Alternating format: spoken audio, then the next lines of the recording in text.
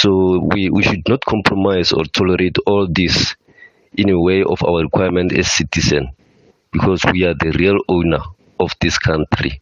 Peter Kampatlelmashit, good morning. Mabutu Petra says, morning, Elvis Preslin and fellow listeners. There's nothing from the DA we know well. Its presence and what was formed for during the year 2000 is to enlarge Orania from Northern Cape to all the provinces going back to the oppressive apartheid South Africa. He says. And that's where we got to leave it. We can't get to all your comments. From the team this morning, Tracy Boomgard, Tapelo Sibanyoni, Tizwanguna Manashe, and Maruma Kakana. Our senior producer, Non Piri. Our technical producer, Kahiso Butloko. Executive producer, Vutsila Kota. I'm Elvis Preslin. We'll see you tomorrow morning, same time, same place. Ciao for now. Arrivederci.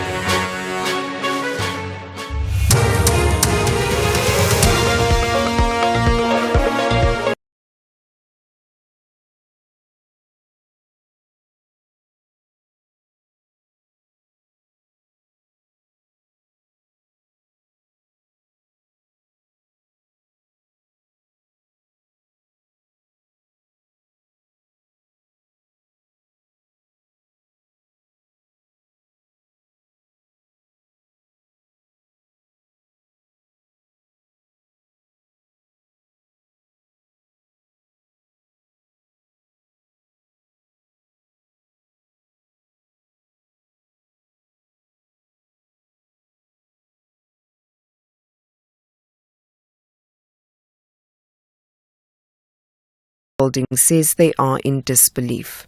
Whilst we were busy working in our office building, we just felt this tremor that felt like a small earthquake, and somebody came in and said there's this huge cloud of smoke outside. Almost 3/4 of the office went outside to go and see what's going on.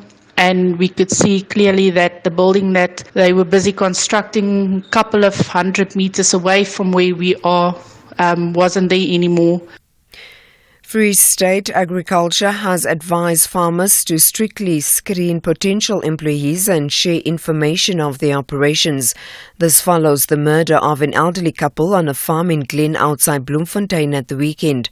Police have identified the couple as Christo and Krista Morrison. The organization's safety and risk analyst, Dr. Jane Bass. If we look at the analysis we've done in the past 8 to 9 years, about 40% of the farm murders, there is arrests executed by SAPs. It can be even a little bit more. But still, it is important for the farming communities also to make sure that they have people on their farms that they know, that they can trust, and their workers, and also do screening and criminal record checks. In election-related news,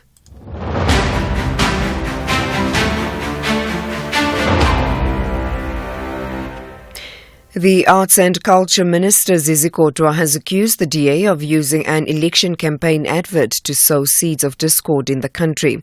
The advert's opening says this election is about survival, with the South African flag burning in the background. Kodwa says that burning the flag goes against the nationhood that it represents. Lita Mpondwana is Kodwa's spokesperson.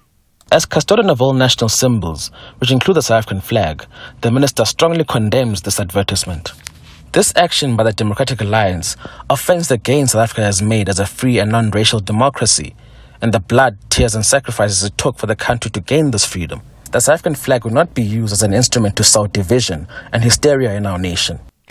Meanwhile, the DA has defended the advert, saying the burning flag symbolizes the country's current state. The party's spokesperson, Soli Malatsi. The aim of the advert is to showcase the slide that the country is on and the risk that it will continue to go on should we enter into the prospect of a coalition between the ANC, the EFF and the MK. South Africa is in a very difficult time, and these parties collectively represent some worrisome trends that showcase that South Africa is on a slide. When you look at the flag, the burning of that flag represents that slide. And to showcase that there is still hope, that flag is not completely burnt out and it is then restored. And finally, the office of the Israeli Prime Minister Benjamin Netanyahu says the ceasefire offer the Palestinian militant group Hamas has made does not meet its key demands. However, the office says Israel is prepared to continue negotiations. Meanwhile, Israel has vowed to press ahead with its military operations in southern Gaza to maintain pressure on Hamas. The BBC's Frank Gardner has more. They have at least agreed to do what they didn't do at the weekend, which is to send a delegation of mediators, experts in their view, to try and thrash out a deal. They've said that the terms that Hamas have agreed to are very far from what meets their needs, but they're not ruling it out. So I think there is a degree of optimism here. But at the same time, they are continuing their military push against the wishes of the Americans.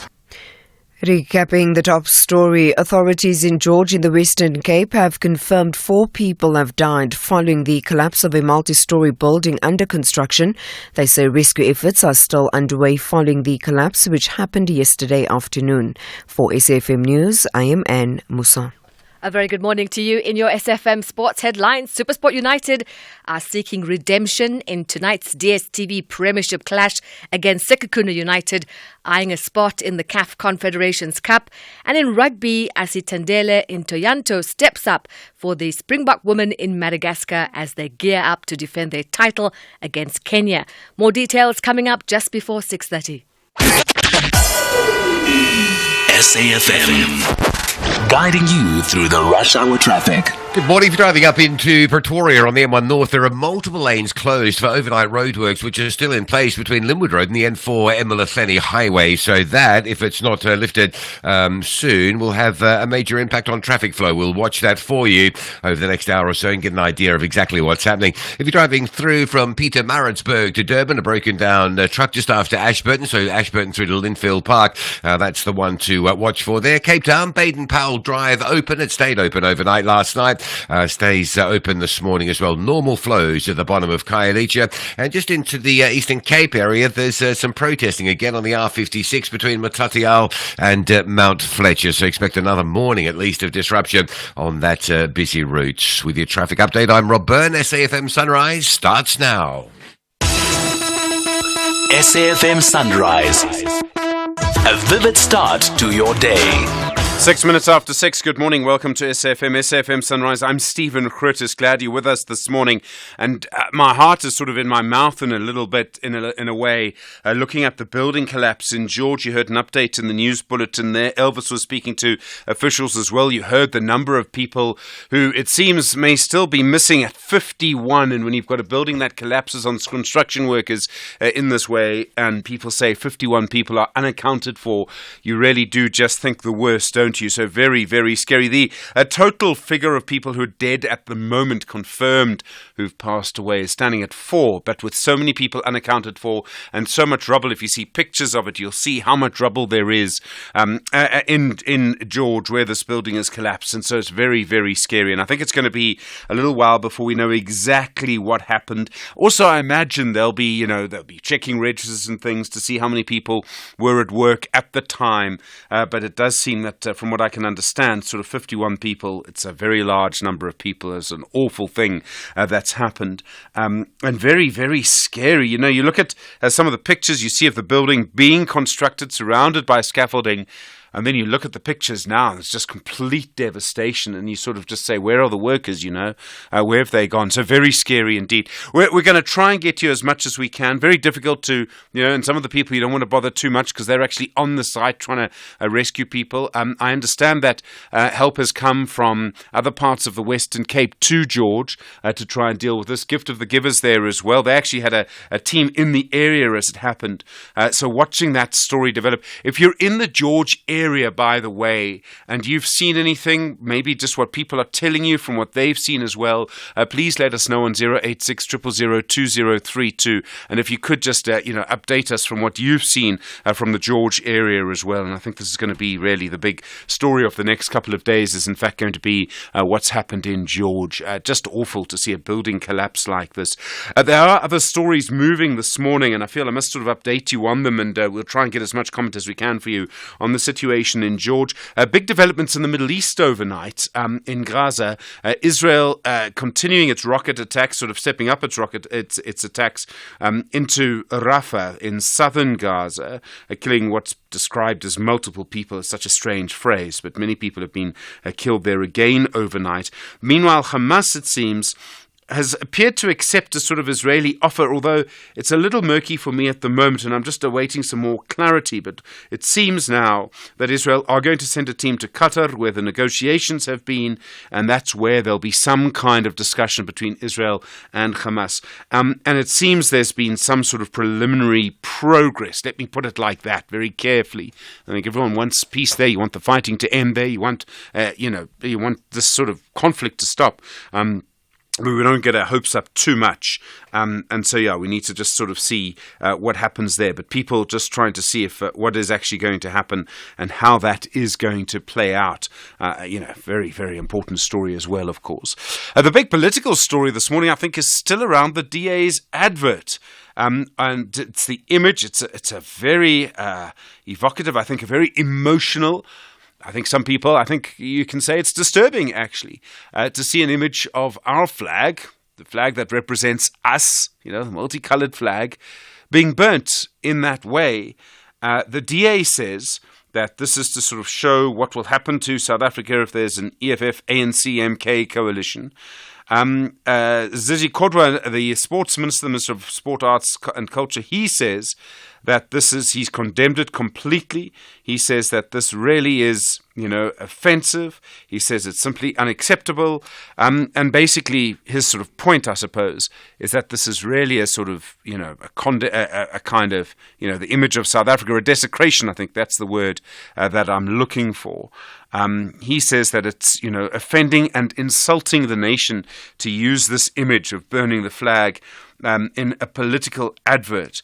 I don't know how you feel about it. I've heard so many strong views. I must say almost all of them condemning the DA for this. I haven't heard many people sort of, supporting the DA in this, but I do think, we're at that point in the election where this kind of thing starts to happen. And it is disturbing, let's be clear. It is disturbing to see an image of our flag that represents all of us being burnt or burning in that way. It is disturbing. But very interested to hear your view on that. A bit more coming now from the oil company Shell. So what they're doing is, I didn't know this, but in the petroleum industry or the oil industry, you get what's called upstream and downstream operations. The upstream operations are basically the, at the top of the stream, I suppose, is finding the oil, getting the oil, refining the oil, and the downstream operations is basically selling the fuel. So to put it another way, the downstream operations are the petrol stations. And Shell now confirming in a statement it is going to sell its petrol stations. I must admit, I thought most of them were privately owned. I'm not sure of that anymore. It's quite a complicated industry, the oil industry. We need to speak to some insiders about it. And then they're going to keep their upstream industry, although there's been big disputes around some of that in South Africa. And apparently this is also related to basically a strategic decision Shell has made. So it's going to involve also the selling of downstream operations, filling stations in a couple of other countries and territories as well. There's a little sort of nugget in this. So I hadn't quite realized that Tebe Investments, which is the BE partner for Shell, and there's a big dispute between Tebe Investments and Shell, and Tebe Investments, it seems, may get nothing from Shell, but they're actually sort of funding one of the big funders for the ANC through a trust. So it's a very interesting situation. There's sort of wrinkles and complexities, there we are, in this story. There's a story that I thought I really must mention this morning around Bongani Bongo. He was a minister in former President Jacob Zuma's final cabinet. And he was accused of going up to the evidence leader in the Eskom inquiry in Parliament, Advocate Vanara it was, and saying to him, I'll basically give you whatever you want to cancel this thing. Be sick, do whatever it is to stop this inquiry. And Bongo was charged with corruption. And after the evidence of Vanara and after the evidence given by other people, there was an application by Bongo to say that the prosecution hadn't given enough evidence. And I remember the shock at the time when the person who was actually the Western Cape Judge, President John Hlophe, he presided over the case, and he found in Bongo's favor. So Bongo didn't even have to answer questions about what happened. Well, John Klope, as you know, is no longer a judge. He's been removed as a judge. The Supreme Court of Appeal yesterday, because the NPA appealed, and they said that this decision by Klope was wrong. And Klope's argument in his judgment, as I understand it, is he said that because Vanara did not give any details about the alleged bribe, in other words, he didn't say how much in particular, because he'd said Bongo had offered him a blank check, he said he couldn't continue with the case. And the SCA saying that doesn't make sense. I must admit, I find that difficult to understand too, I must just tell you. So anyway, John Klope's judgment there being overturned by the Supreme Court of Appeal, which means that the charges are reinstated against Bongani Bongo. He faces other charges too, I think, if I remember correctly. All right, as much as we can for you on the George building collapse to come over the next couple of hours. I'm very, very concerned about that. We'll take your calls too, of course, on 086 000 2032 SMS 41391. You tweet us FM Radio and at Stephen Grootes, and you send your WhatsApp voice note to 0614 104 107. Good morning. It's 6:15. The Daily News Diary on SAFM. And Musa, good morning. Good morning, Stephen. So obviously all watching the building collapse in George and trying to see what's going to happen and how difficult it is to get people out from there. Oh, yes, it is. It is a developing story, and the George municipality confirming earlier that 4 people have died and 24 others have been removed from the rubble of the collapsed multi-story construction. So that's about 51 people that are still unaccounted for. What we do know is that there was 75 construction workers present on the site at the time of the collapse, which occurred round about after 2 yesterday afternoon. Very scary. It's an awful thing. Can you imagine being the families of the construction workers? And you've got a team, obviously, trying to get as much information as we can. Yes, we do. We are expecting an update at about 9 o'clock. And then the Western Cape Premier, Alan Winde, is also expected to visit the site there. Okay. What else is happening today? We also continue to monitor developments. Now, that's if there would be any at Luthuli House, where the former President Jacob Zuma's disciplinary hearing was scheduled to take place but has been postponed due to security concerns. And the MK had, however, indicated that it will still go ahead and show support for Zuma at the governing party's headquarters today. However, the latest developments are that the party had agreed that it will no longer gather at Luthuli House, but rather on Friday in Braamfontein for the Constitutional Court IEC appeal. Yeah, no, interesting to see that things may be sort of calming down there a little bit. But obviously, the Constitutional Court case still to come. Yes. And the ANC Secretary-General Fikile Mbalula is amongst the ANC NEC officials who are on a campaign trail in KwaZulu-Natal, and we know that the entire top leadership of the party is in the province for a week-long campaign. And the DA leader, John Steenhuisen, he's expected to visit East London in the Eastern Cape as part of his Rescue South Africa tour. So the party has been seen campaigning mainly in the Nelson Mandela Metro's northern areas, and it is his first visit to Buffalo City Metro since the start of their campaigns. And then the EFF Deputy President Floyd Shivambu, he's expected to lead a anti-crime march in New Brighton in Gqeberha as part of the EFF campaigns. The crime remains a huge issue in New Brighton, especially in the KwaZakele areas, and last week the community there also marched to the New Brighton police station. The 6 men arrested for the murder of the Kaizer Chiefs defender Luke Fleers will continue their bail application in the Roodepoort Magistrates Court, and they are believed to be part of a syndicate responsible for car hijacking in Gauteng, and they are facing charges of murder, robbery with aggravating circumstances, and defeating the ends of justice. And just lastly, President Cyril Ramaphosa will be unveiling about 100 new mobile home affairs offices in Mukupane, and these mobile offices are aimed at taking the services of the department to the remote areas. It is in an effort by the department as well to expand services in areas where it has limited footprint. So interesting to watch all of that play out. And Musab, thank you very much indeed. We'll be listening on the radio. You with SAFM, 18 minutes after 6. Stephen Grootes on SAFM. Let's have a look at your weather around the country this morning. Tshwane fine, a low of 11, a high of 29. Johannesburg fine, 8 and 27. Vereeniging fine, 6 and 28. Bombela fine, 11 and 28. Polokwane fine, 10 and 28. Mahakeng fine, 9 and 29. Vryburg fine, 7 and 29. Mangaung fine, 7 and 28. Kimberley fine, 11 and 29. Uppington fine, 14 and 33. Cape Town cloudy, scattered rain and showers, a light to moderate to fresh northerly wind, 14 and 19. George this morning, partly cloudy for those rescue operations, a light and variable wind 10 and 23. Gqeberha, partly cloudy, a light northerly wind 17 and 25. East London, fine, becoming partly cloudy in the evening, a light to moderate northwesterly 19 and 31. eThekwini, fine, a moderate to fresh northerly wind 17 and 28. Richards Bay, fine, a moderate to fresh northerly wind 19 and 33. And Pietermaritzburg, fine, 13 and 32 this morning. Catch the Tastemaster essay this Tuesday at 7 on SABC2. It's Elimination Week, and contestants must make big things happen as they fight to stay in the competition. Their task? To create an impressive tower of baked items in a test of skill and creativity. Who will survive to bake another day? Find out on the Tastemaster essay. Tuesdays at 7, repeat Wednesdays at 1, and Sundays at 4 p.m. on SABC2.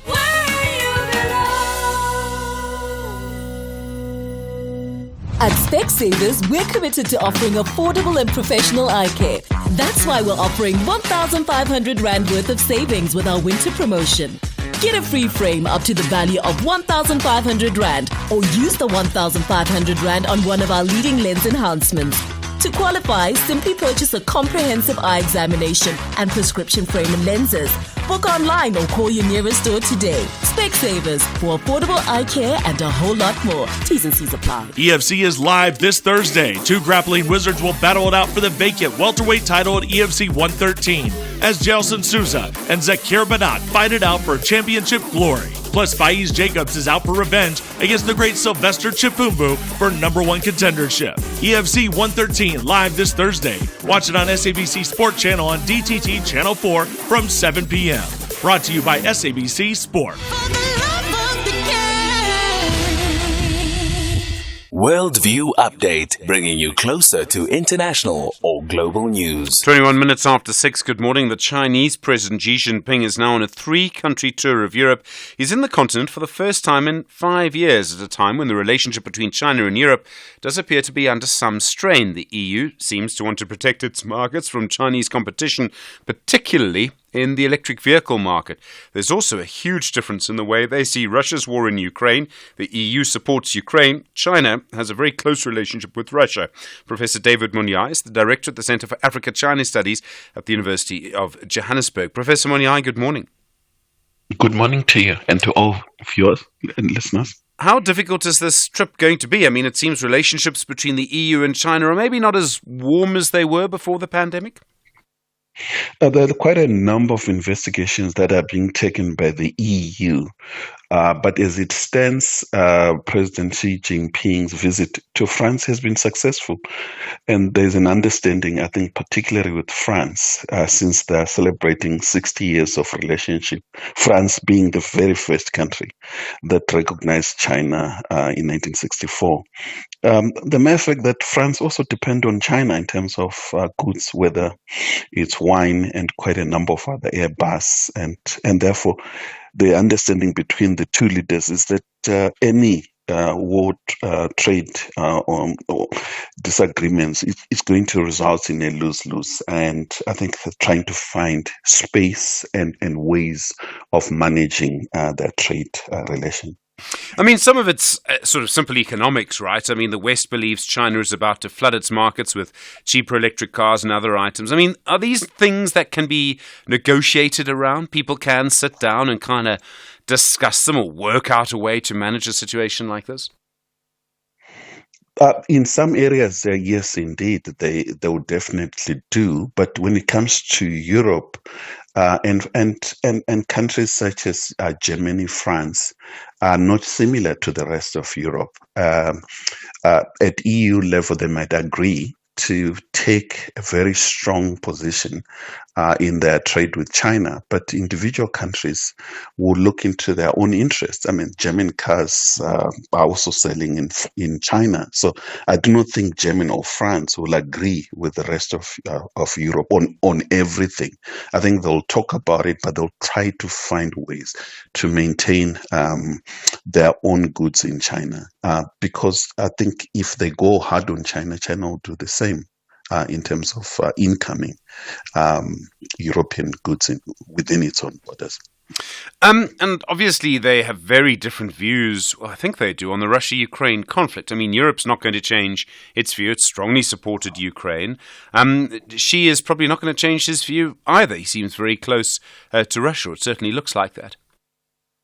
Yeah, quite interesting. I think this trip, one is not hearing Europe doing the usual preaching to China about human rights, given what's happening in Gaza. I think on Ukraine, there's just an understanding that China, indeed, as you have put, it's not going to change its view.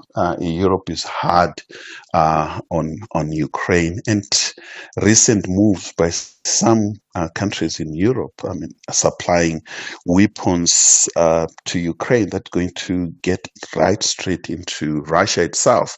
It's worsening the situation. But if you listen to President Xi Jinping's speeches, he seemed to be indirectly saying we need to find a way out, and peace is the only way. We can't resolve the crisis in Ukraine through the barrel of the gun. I think that message has been consistent.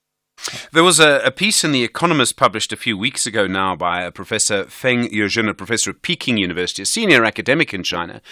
And he suggested that Russia's defeat in Ukraine was inevitable. And I was slightly astonished to see such a senior Chinese scholar saying that in such a Western publication as The Economist. I mean, The Economist almost speaks for the West, or the English-speaking West. Do you think that he was reflecting any official view of China, that Russia will definitely lose in Ukraine? I thought it was astonishing. Oh, indeed. I think there are independent scholars within China itself would speak freely and in Western outlets, media outlets. And I think this and quite a number of other few within China itself has been airing their own views. But whether those views are right or wrong, it's something else. I mean, events within Ukraine at the moment, it does not show or support those views. I do not think that Ukraine is in any winning position at the moment. Is the situation in Ukraine really going to be what defines the relationship between Russia? Let me go back. Is the situation in Ukraine going to be what defines the relationship between the EU and China in any way? Or are they going to just be able to sort of look past it for the next few months? I'm sure they will, being diplomats. Oh, indeed. I mean, it's similarly with the question of Taiwan. I think it will remain the same. EU holds its own view on Taiwan that China disagrees with. I think they are going to learn to live with the fact that they have two opposing views on Ukraine. But the other interesting thing on this visit by President Xi, in Serbia in particular, he's going to mark the anniversary of 25 years since NATO bombed the Chinese embassy in Serbia. This is somehow sending a message that NATO and the role of NATO in the world is not that constructive, and the mere fact that China is not in any way in support of an Asia NATO, that the United States and some European countries seem to be building up as we speak. Professor David Munyai, thank you. Director of the Centre for Africa-China Studies at the University of Johannesburg. 27 minutes after 6. This is SAFM Sport with Zai Khan. Zai, good morning. Good morning. Supersport United and Sekekune United. It's quite a race between them. Absolutely. It's a full-on sprint for that CAF spot, and it's all happening tonight at 7:30. Both teams will be in action, and they'll be looking forward to a clash happening at Lucas Maripa Stadium. And sitting in 6th position on the table, Supersport are currently 8 points behind Orlando Pirates, who occupy the CAF Confederations Cup spot in 3rd. Masat Sansa going to their next match on the back of a 1-0 win against Royal AM, where Bradley Grobler's 87th minute effort separated the two sides at the Harry Gwala Stadium last week. The win saw Supersport's 9-match winless streak in the league coming to an end as Gavin Hunt's side picked up 3 losses and 6 defeats along the way. Elsewhere, West Ham manager David Moyes will leave by mutual consent when his contract expires at the end of the season. The announcement of Moyes' impending exit came just a day after West Ham suffered a 5-0 loss to London rivals Chelsea.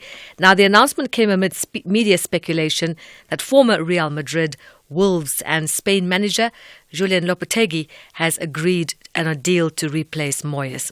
In the meantime, Manchester United's season plummeted into new depths as they were thrashed 4-0 by Crystal Palace at Selhurst Park last night.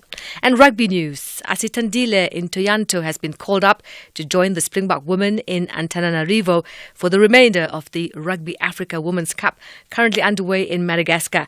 South Africa's next fixture is against Kenya at 12 tomorrow. The Springbok women's forward coach Lorian Johannes Hopp says Intoyanto's experience will be beneficial for their cause of defending their African title and qualifying for next year's Rugby World Cup taking place in England. It's really nice to have Asitandile joining our group, as she comes with a lot of experience, and now she's a utility prop, where I say she can play tight head and loose head as well. And she comes with a wealth of experience, and she's our mama in the team, and so it's going to be really nice to have her in our environment again. And finally, tennis, the second-ranked Yannick Sinner announcing he's withdrawing from the Italian Open because of an injured hip. Sinner joins the third-ranked Carlos Alcaraz on the sidelines after the Spaniard withdrew from Rome a day earlier due to a right forearm injury. Yes, obviously it's a tough call for me to don't play here, but I have to take care of the body firstly. It's the most special tournament I have throughout the whole year, so it's a tough one to swallow, but I'm happy that here are so many other Italians playing, a big amount of players, and they will have a great support. More sport for you on Sunrise, top of the hour. I'm Zai Khan. Zai, thanks very much indeed. Good morning. We'll talk expropriation in the next half an hour. Get as much for you on the situation in George as we can as well. You're with SFM leading the conversation. Good morning, 6:30. Good morning. In the headlines, the George municipality in the Western Cape says its teams are desperately searching for 51 workers after the collapse of a multi-story building under construction yesterday afternoon. It has confirmed the death toll now stands at 4. Free State Agriculture has advised farmers to strictly screen potential employees and share information about their operations. This follows the murder of an elderly couple on a farm in Glen outside Bloemfontein at the weekend. And the United Nations has urged both Israel and Hamas to go the extra mile for peace and to end the suffering in Gaza. This after the office of the Israeli Prime Minister Benjamin Netanyahu said the ceasefire offer that Hamas had made did not meet its key demands. I'll have details on these and other stories at 7. SAFM, guiding you through the rush hour traffic. Good morning from the traffic desk. A truck crash recovery underway just on the eastern side of Delmas. So if you're on the N12 and you're moving between Mpumalanga and Gauteng, just after out towards Emelafeni, just after the R42 exit, if you like, going that way, that's where the collision is, just before the R42 exit if you're driving through to Joburg. Coming up from Protea Glen, Eldos and Lenasia this morning on the M1's heavier crash at the Deep Cliff interchange. Traffic driving into that scene, backing up to the N12 Potchefstroom Highway. Also crash at Cliffdale if you're on your way to Durban, quite a heavy backlog just after the Hammersdale area, and a collision coming out of Chatsworth on the Higginson Highway at the N2. So leaving Chatsworth from Bayview, it's all backed up along that Higginson Highway out through Mobeni Heights and towards that crash scene. Cape Town, no major incidents this morning. The N1 inbound is pretty heavily back though from Belleville through to Sable Road, and if you're driving Eastern Cape, more protesting blocking off a section of the R56. That's going to cause you a bit of trouble between Matatial and Mount Fletcher. Rob Byrne, SAFM Traffic. The business update on SAFM. Mintal Englitshela, good morning. How are you doing?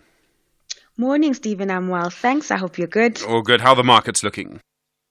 Now let's start off with a recap of yesterday's close. Wall Street wrapped up the day in positive territory, adding to last week's gains as tech companies once again led the way. Now we had the Nasdaq gaining close to 1.2% at the close.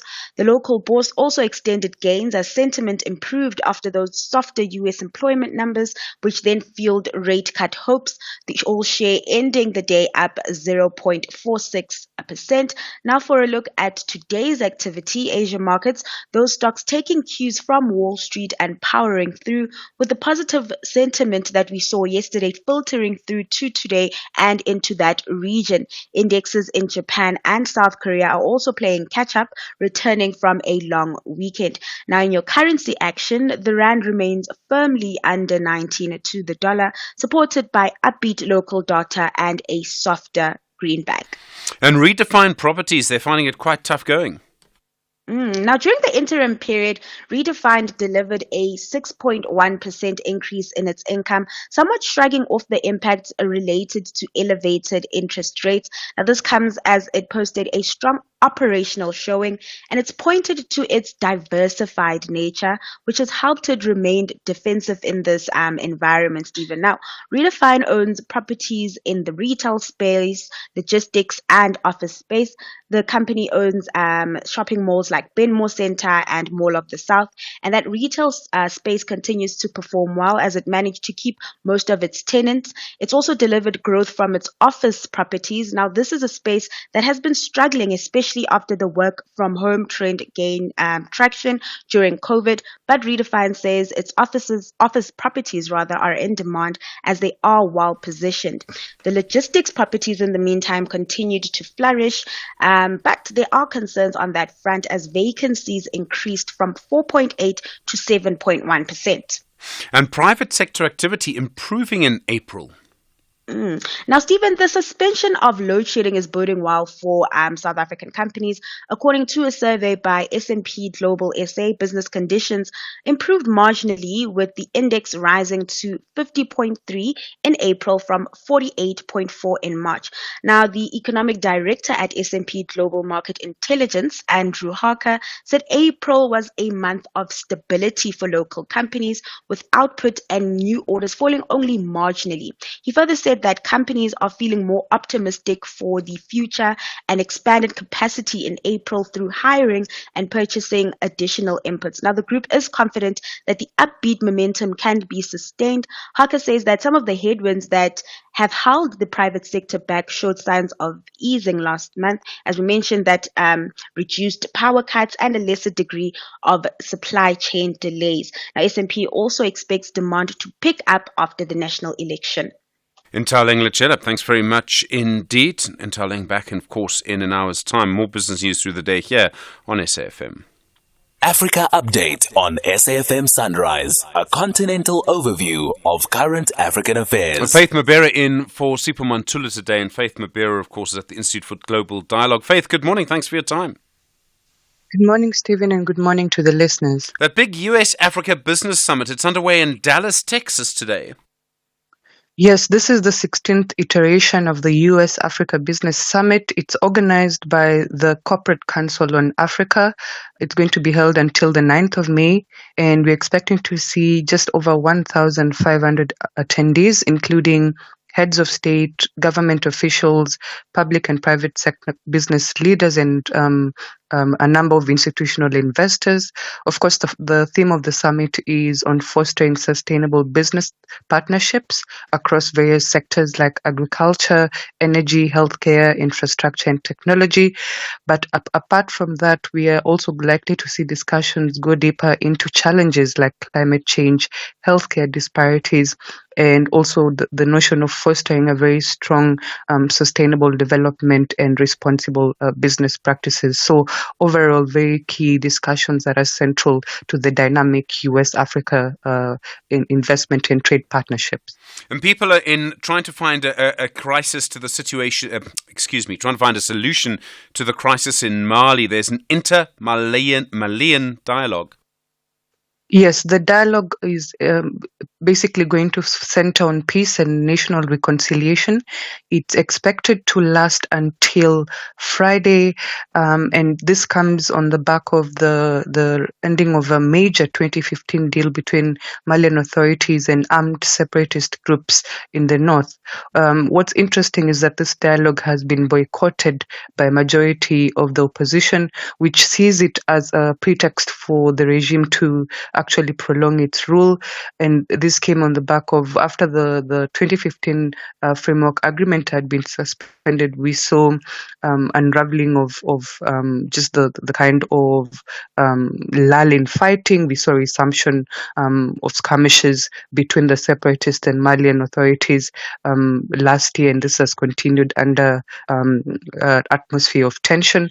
So we are seeing that there's going to be controversial reaction to the talk, particularly because there's some that see it as a way of the junta ostensibly extending its transition period and obviously continuing the repression on and crackdown on dissent. So all in all, it's going to be very difficult to find common ground despite the auspices of the talks. And then the counting of votes still underway in Chad. Yes, we expected to see that there's going to be the first results are going to be coming in as early as the 21st of May, and we expected to see if there's no runoff, then if there's no direct winner, then we expected to see the runoff going off in June. And it's interesting because the main presidential candidate, Mahamat Debi, is going to face off against 9 other challengers. And these elections are critical because it's essentially marks a juncture in the ending of the transitional period in Chad, a key element, a key country on the back of the coups that have been held in the so-called coup belt in Western Africa. So all in all, a critical outcome, a critical poll in that part of Africa, and all eyes are expected to see whether there will be eventually a peaceful transition of power. Faith Mabera, really do appreciate the time. Thank you very much indeed from the Institute for Global Dialogue. In for Sipho Mantula today. More news from our continent through the day. 20 minutes to 7. Call us on 086 000 2032. All right, several developing stories today. If you're anywhere near the situation in George, and if you can tell us anything new about it, please, it would be good to hear from you with that building collapse. Also, reporting now from the SABC senior political reporter Samkela Maseko that the founder of Umkhonto weSizwe, Jabulani Khumalo, has written to the former President Jacob Zuma and to the Electoral Commission asking them to remove Zuma as the face of the party and as leader of Umkhonto weSizwe. So it seems developments there as well this morning. But taking your calls on that. Also, of course, the situation around that DA advert. 19 minutes now to 7. The University Registrar and Secretary to Convocation, Dr. Joel Baloy, cordially invites all members of the University of Venda Convocation to attend the AGM on Saturday, 11 May 2024 in Polokwane, Meropa Hotel at 10:30. The AGM will consider the Vice-Chancellor State of Campus Report, the President of Convocation Report, and amendments to the Constitution of the Convocation. To RSVP and confirm attendance, please visit www.univen.ac.za/announcements or contact Mr. Mashuda Ramarebo on 060-906-1902. Any person aggrieved by any political advertisement or political election broadcast that is broadcast by SAFM may lodge a complaint within 5 days from broadcast with the Independent Communications Authority of South Africa, ICASA. To lodge your complaint, please contact ICASA's Compliance Department via telephone number on 012-568-3233. That's 012-568-3233. Or email broadcastingcompliance@icasa.org.za. That's broadcastingcompliance@icasa.org.za. Alternatively, complaintsccc@icasa.org.za. That's complaintsccc@icasa.org.za. And we would buy 500 cars, and we would buy 500 more. So sell your car for the best price, and we won't think about it twice. We buy cars, we buy cars. Da-da-dun-da-da-dun-da-da-dun-da-da-da-da. We buy cars, we buy cars. Da-da-dun-da-da-dun-da-da-dun-da-da-da-da. We Buy Cars, the easiest way to sell your car by far. at SFM Radio and at Stephen Grootes on Twitter. 17 minutes to 7 the time. Well, plenty of calls coming through. The DA advert, of course, one of the big issues. Also, this developing story we understand now around Umkhonto weSizwe and Jabulani Khumalo, the founder of Umkhonto weSizwe, asking the IEC to remove former President Jacob Zuma as the sort of face and the name as a candidate.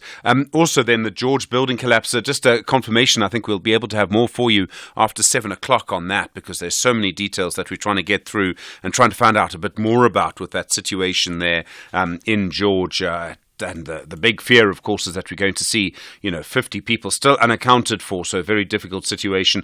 Tabiso, hi, good morning. You're on the line from Polokwane. The DA's flag advert, the image of our flag burning. What did you think? SG, it's in a bad taste. Yeah.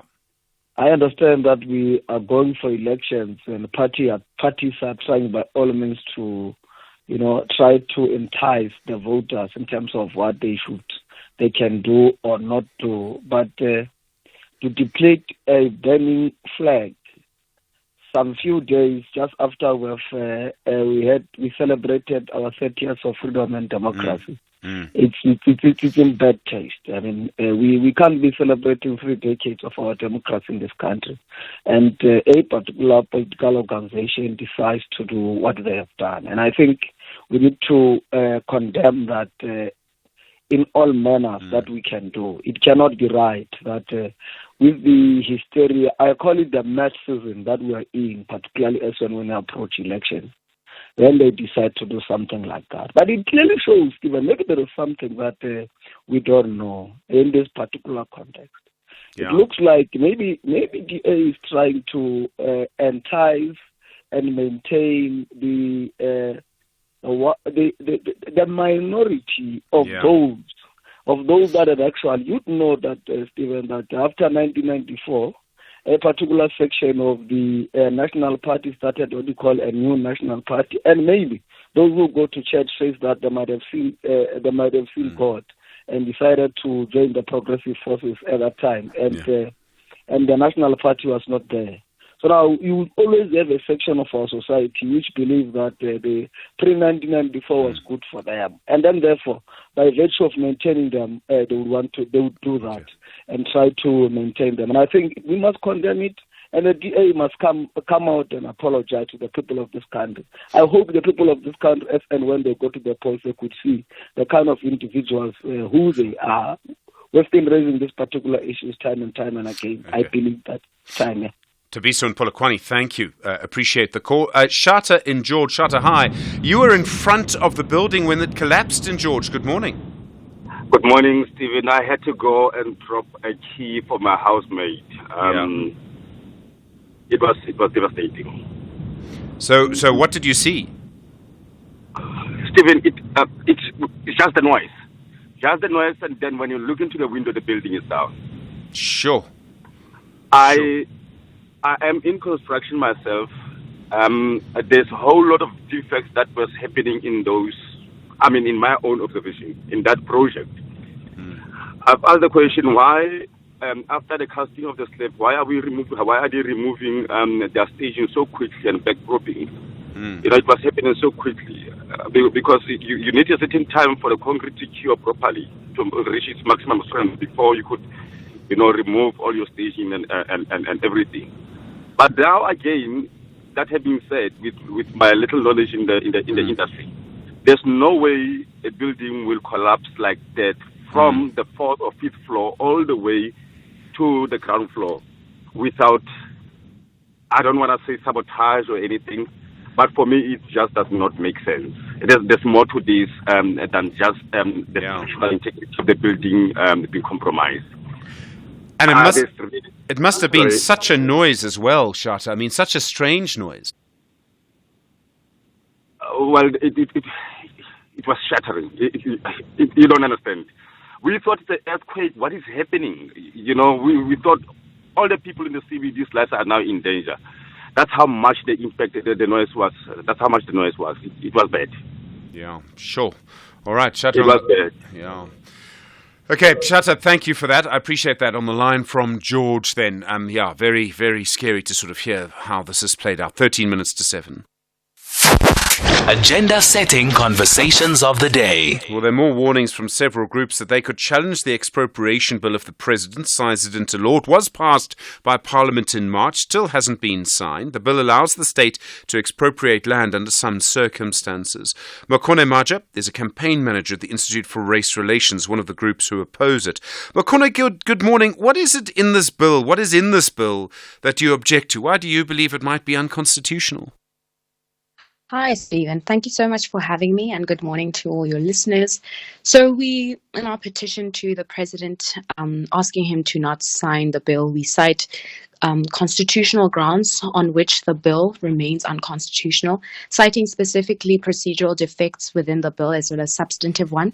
And to just run you through some of what those look like, because our petition is quite extensive, and to explain it in its entirety to you would be to sit here all morning, but I'll give you a good summary of them.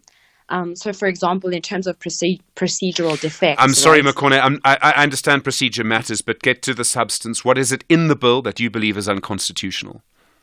Sure, but procedural defects in and of themselves increase the likelihood of a matter being unconstitutional. So, for example, the way in which public participation was facilitated in compiling this bill and passing it into law was insufficient, right? So if you look at, for example, the socioeconomic impact assessment tool that Parliament is supposed to undertake in gauging and assessing risks within the bill, this tool specifically highlights the potential financial implications of passing a bill into law and how it impacts the economy, and gives Parliament the mandate to undertake that tool in order to give and inform the public about the ramifications of passing the bill into law. That tool simply was not done adequately, right? And it was actually performed, the assessment was performed 10 years ago already. So you can imagine that passing the bill 10 years later would mean that that tool is already made irrelevant. Okay, Makone, I'm sorry, I'm going to insist that we cut to the chase here. All countries have laws that allow governments to expropriate land. You have to have a system where a government can make a decision in the public good, maybe building a new line for the Gautrain or deciding to develop a certain area. What is the difference between this bill and the laws that almost every other country has for expropriation? Okay, let's speak about public interest. For example, the court order in terms of which an expropriating authority informs somebody of the notice to expropriate does not make provision for informing of public interest. So it's not simply enough that a court order includes things about the amount or the time or the manner of payment of compensation. That court order, as you've just highlighted, needs to also include public interest, that it does not infringe on the rights of equality, human dignity, all of those rights beginning with Section 9 of the Constitution. That is not provided for in this bill. The other thing is vagueness. Vagueness in and of itself is unconstitutional. The bill provides for expropriation without compensation. And Stephen, I think you'd agree that that's far more weighty than expropriating property for the purposes of building or constructing a road. So it would be too easy. It would be easy for someone to expropriate the land. Too easy is your point. Too easy, but also that the expropriation of property without land is provided for in terms of 4 types of land, right? And yet, and in terms of this bill, is an open-ended list of these types of land that can be expropriated without compensation, meaning it gives expropriating authorities too much discretion to determine which other types of land that can be expropriated without compensation. It also does not tell us whether land that has developments built on top of it too can be expropriated without compensation. And again, that's far too consequential. And the president actually has a right in terms of Section 79 of the Constitution to send a bill back to Parliament for all those things we are bringing about as concerns about the bill and its unconstitutionality to undertake in bringing that bill up to standard. Makone Maja, thank you. Campaign manager at the Institute for Race Relations, 8 minutes to 7. SAFM, guiding you through the rush hour traffic. Good morning. Just a reminder, Smith Street in Braamfontein is closed following last week's fire just to the Mike 1 highway, so you can't sort of get through from one side of Braamfontein to the other. And it also means the Mike 1 North ramp at Smith Street is closed, so there's a really big backlog on the Mike 1 and the M2 route coming into the Mike 1 at Crown, making your way up through that Braamfontein area. Stationary truck inside Galuli's off the N3 North, so big delays from Germiston and Alberton sides. This morning, coming out of Durban's Chatsworth area, crash on the Higginson Highway at the N2. That traffic's pretty severe. It's backed all the way through towards the Bayview area. And Cape Town, a few spots of rain about this morning. Conditions very busy, particularly the M5 under pressure from Plumstead all the way through to the Maitland area. The N1 queuing quite heavily as well, coming through from Kraaifontein towards Brackenfell Boulevard area. Rob Byrne, SAFM Traffic.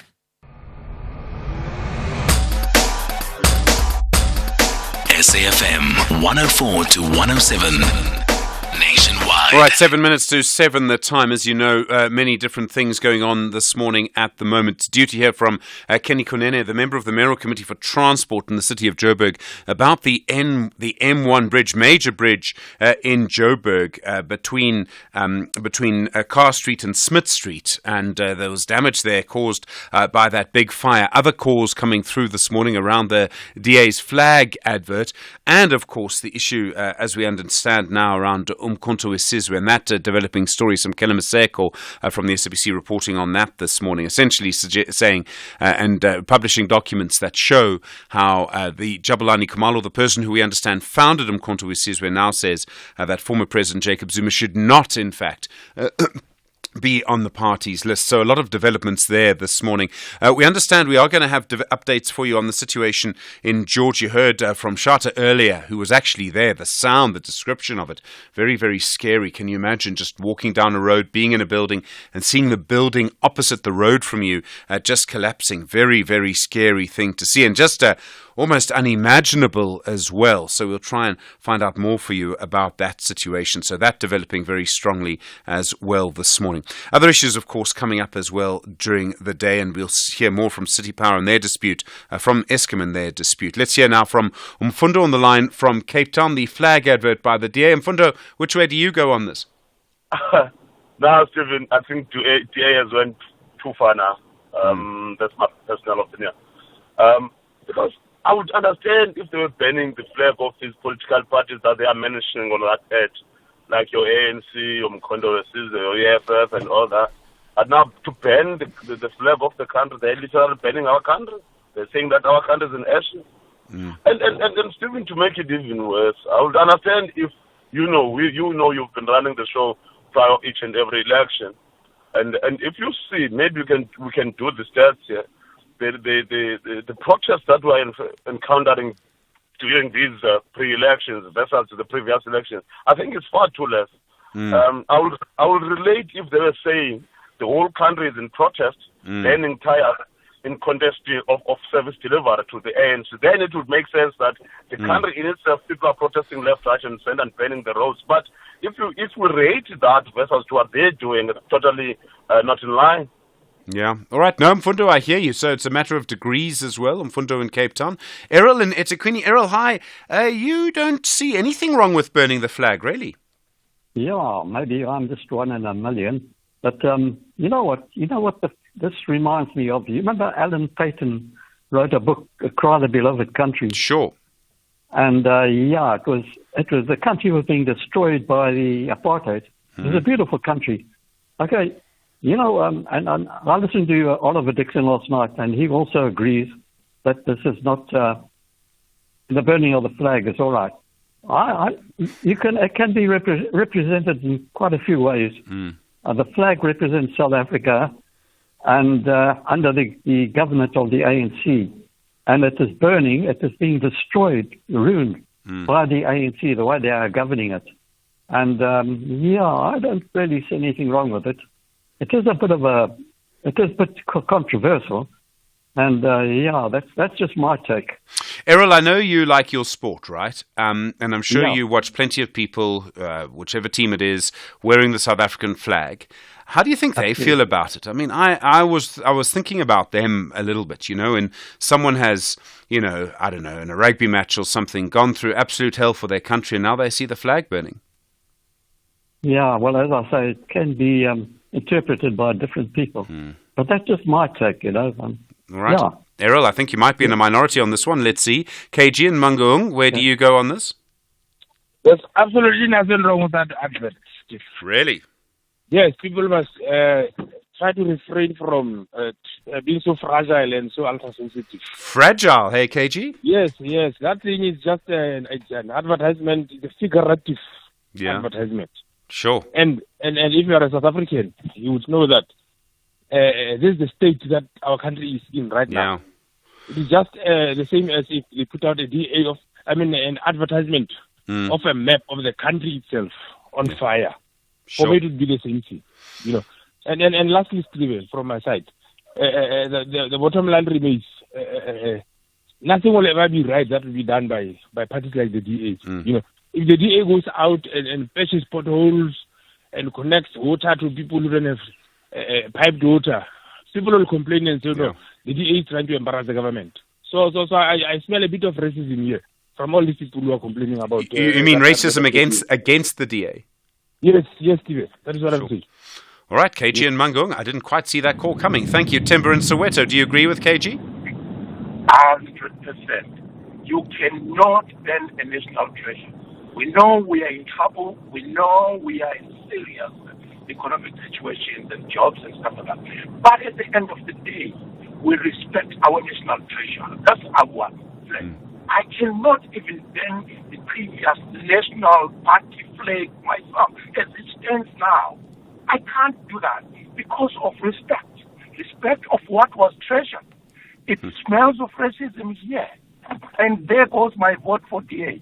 I was actually planning to vote for DA because I know we've got problems with ANC. I'll have to look for something else. Sorry, DA, goodbye, bye-bye.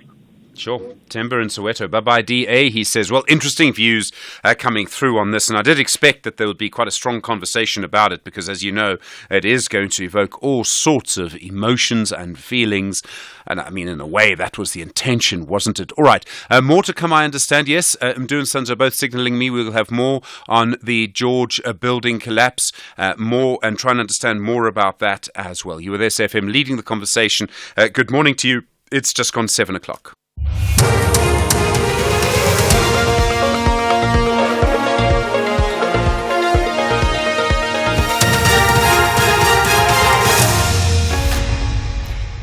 In our top stories, death toll rises to 5 in George building collapse and a pressing call to Israel and Hamas for peace. Good morning. The George municipality in the Western Cape says the death toll now has risen to 5 following the collapse of a multi-story building under construction. It says its teams are desperately searching for workers who are trapped under rubble. 24 people have been rescued and taken to hospital. There are currently 3 rescue teams on site. The municipal mayor, Leon van Wyk. The others have been extracted. Some of them are injured.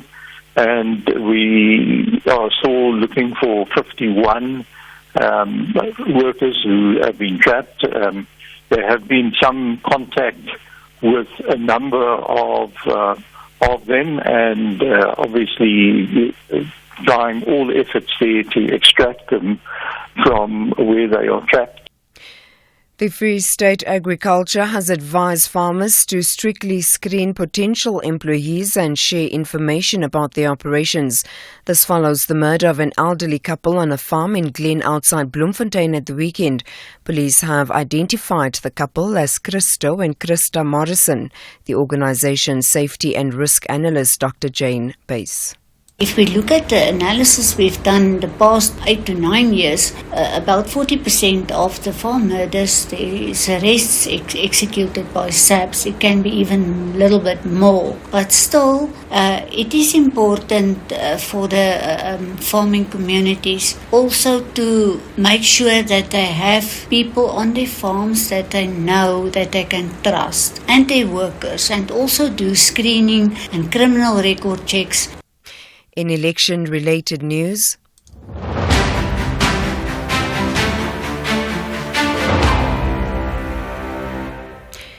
The ANC says some political analyst suggestions that the party will not get a majority of votes in this month's elections is unfounded.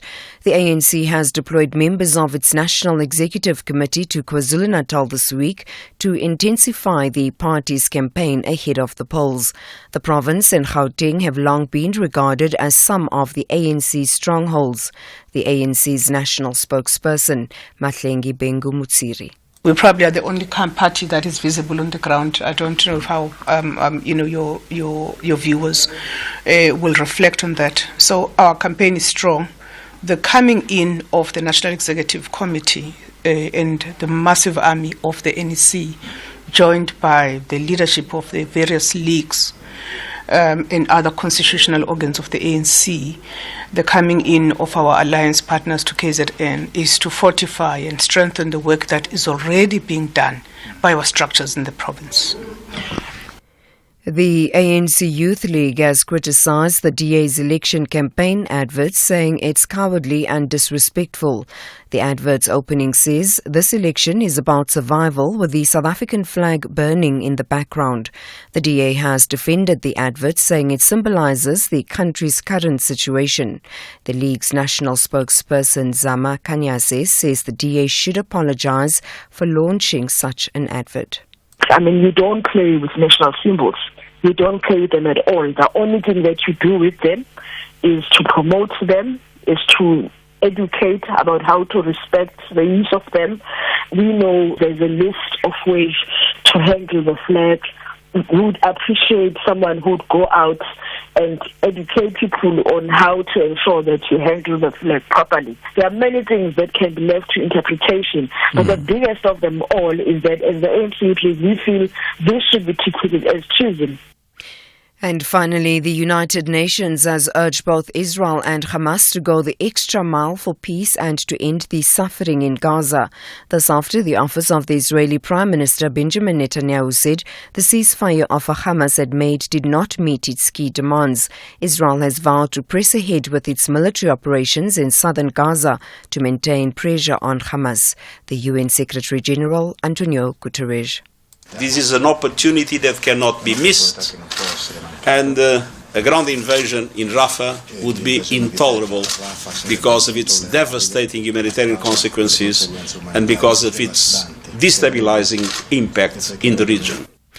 Recapping the top story, the George municipality in the Western Cape says the death toll has now risen to 5 following the collapse of a multi-story building under construction. For SFM News, I am Anne Musa. A very good morning to you in your SFM Sports headlines. Tonight at 7:30, Kaizer Chiefs will be aiming to rebound in their DStv Premiership clash against TS Galaxy at the Peter Mokaba Stadium. And in rugby, the Junior Springboks are set to face the Junior Wallabies this morning in round 2 of the Under-20 Championship. Stay tuned for more sport just before 7:30. SAFM. Guiding you through the rush hour traffic. And an earlier crash driving into Joburg at the Diepkloof interchange has been cleared. There is a backlog of traffic coming up from Eldos and Devlin into the Diepkloof interchange, but the collision scene out of the way. The closure is Smith Street at the Mike 1 following last week's fire, causing quite a big backlog through the Crown interchange, Mike 1 North and M2 West into that very slow going. Truck crash recovery just east of Delmas on the N12. Motorists driving between Joburg and Emeletheni are queuing both ways to get past that. Durban's Higginson Highway, a lengthy queues out of Chatsworth into a crash around the N2 highway this morning. And Cape Town just a little bit slower than you might be expecting. There is a touch of rain, a few spits and spots of rain about the mother city this morning, so perhaps a good idea just to be going a little bit earlier. The N1 into town is a standout, quite heavy from Eustonburg through the Brackenfell area. Rob Byrne, SAFM Traffic. SAFM Sunrise. A vivid start to your day.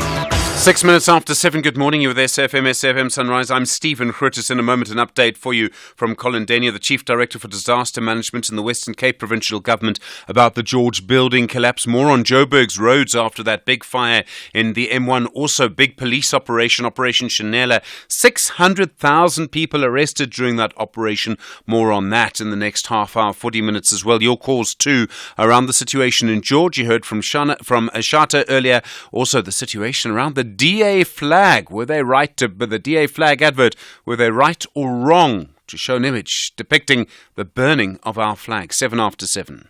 Nna lebitso la ka ke Bonolo Moagi di Bantswang ba re ke Miss B Morara Miss T Moagi D the Bonnie B Bonbon, and we'll be now playing Kena on Mondays at 4:30. The day has changed but the time slot hasn't. So if you're interested in news that's happening with us kids and our peers around the world, don't forget to tune in. See you there.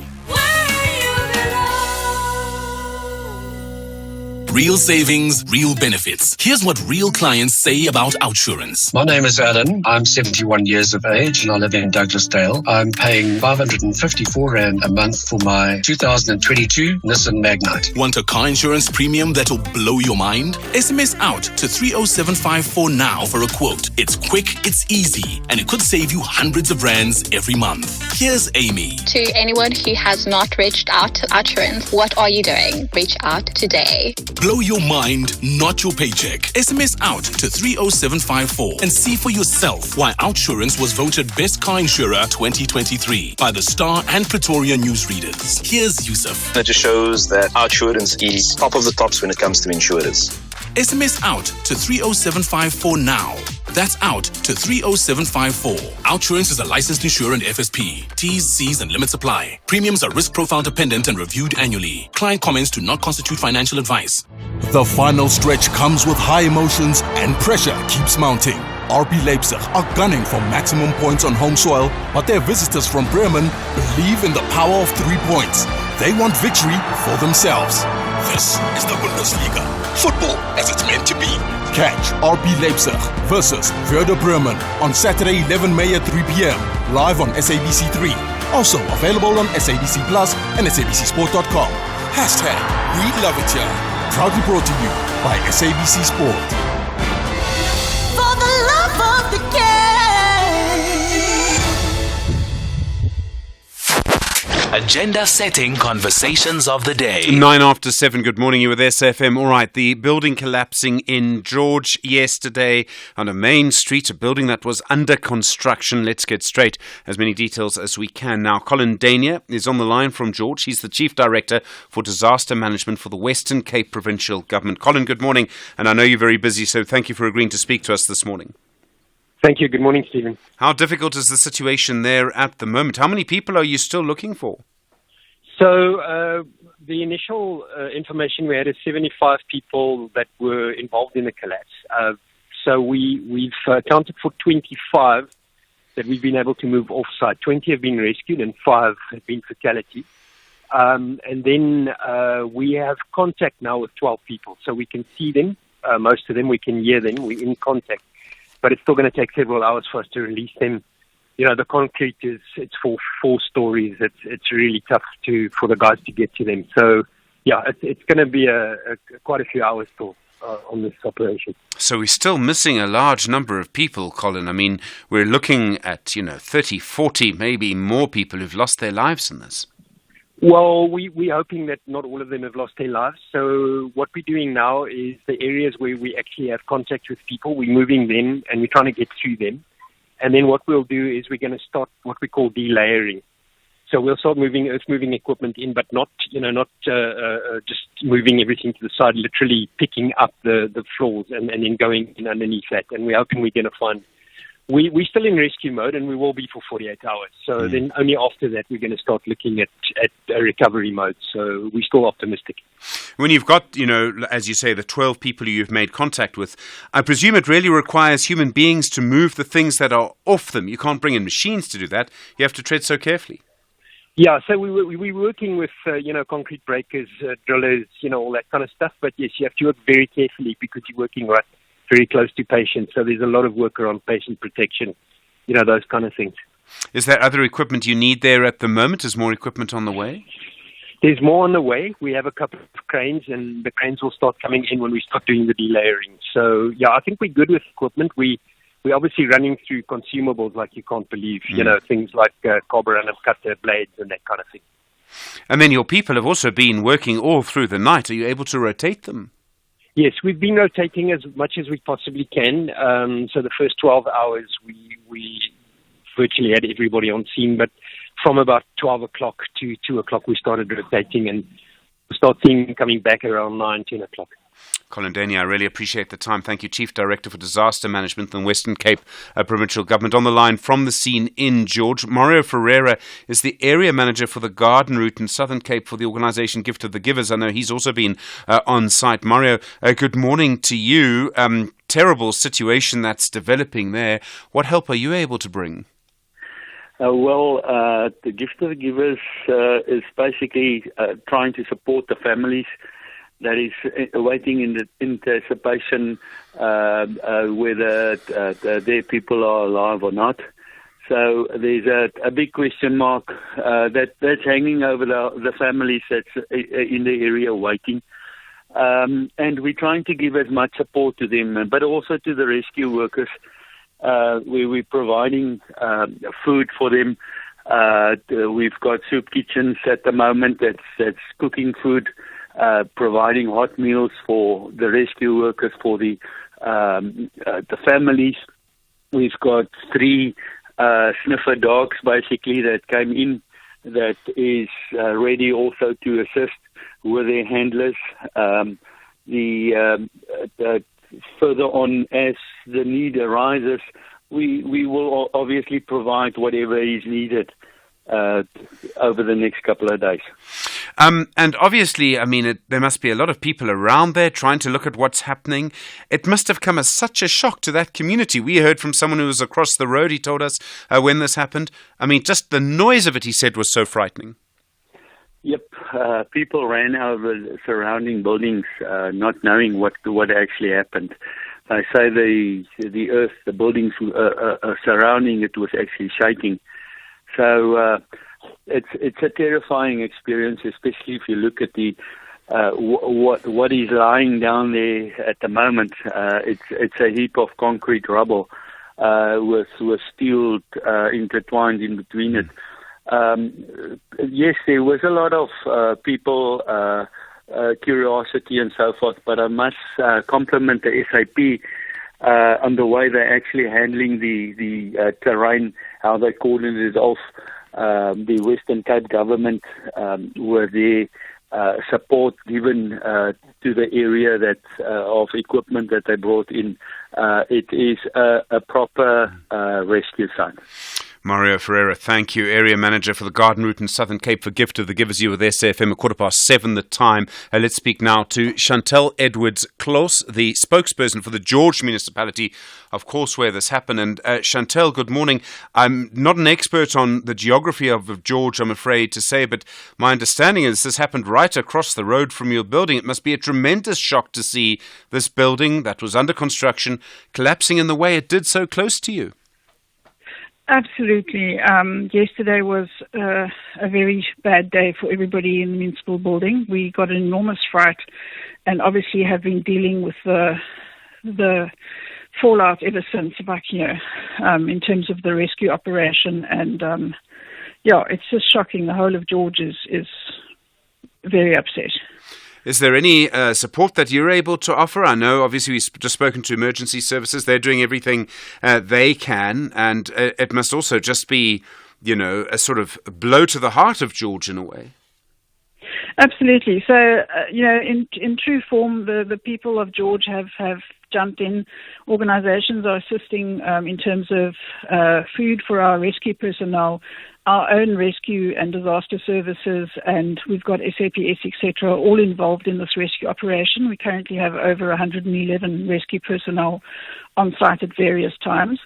And also, the local correctional services have provided social workers. We've opened our town hall for the families and friends of the individuals involved in the incident, and they're being provided with regular updates on the progress of the rescue operation.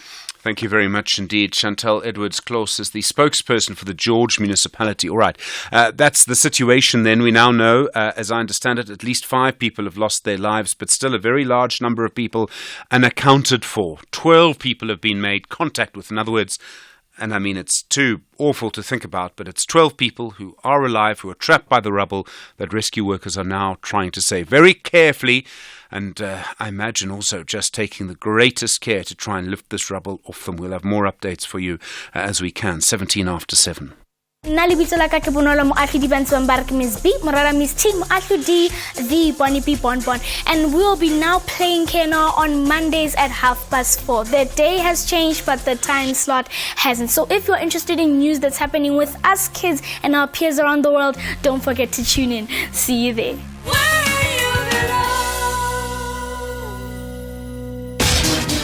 For credible and comprehensive coverage of South Africa's fast-moving mining industry and the people shaping it, click through to Creamer Media's Mining Weekly. From policy and innovation to market-moving trends, Creamer Media's Mining Weekly keeps your finger on the resources pulse. For even deeper insight, subscribe to our New Look weekly magazine, out every Friday, together with engineering news. Creamer Media's Mining Weekly. Current, credible, comprehensive. The final stretch comes with high emotions and pressure keeps mounting.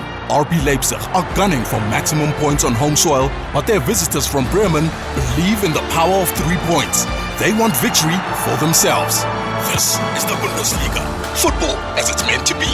Catch RB Leipzig versus Werder Bremen on Saturday 11 May at 3 p.m. live on SABC3. Also available on SABC Plus and SABCSport.com. Hashtag We Love It Here. Proudly brought to you by SABC Sport. For the love of the game. First in the morning, SAFM Sunrise with Stephen Grootes. Just gone 19 after 7. Good morning. It's now emerged the massive fire underneath the M1 highway in Joburg between Carr Street and Smith Street last week caused extensive damage to the bridge there. Chunks of concrete fell off during the blaze. In other words, the fire must have been burning at a temperature of above 600 degrees Celsius because of what's actually in the bridge.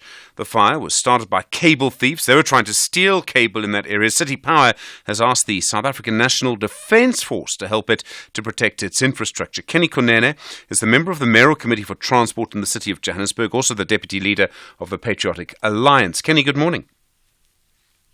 Stephen, and good morning to your listeners. You say you're not sure if this bridge is safe. How bad is the damage?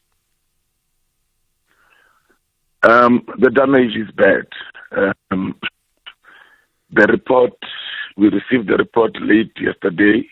The team will be taking the report. But when I was there with the expert on bridges, we found that the bridge is badly damaged. And remember, even this bridge has not been maintained. Bridge is in the city of Johannesburg, and we found some slabs that also fell due to fire on the site of Prasa, where the old trains are parked.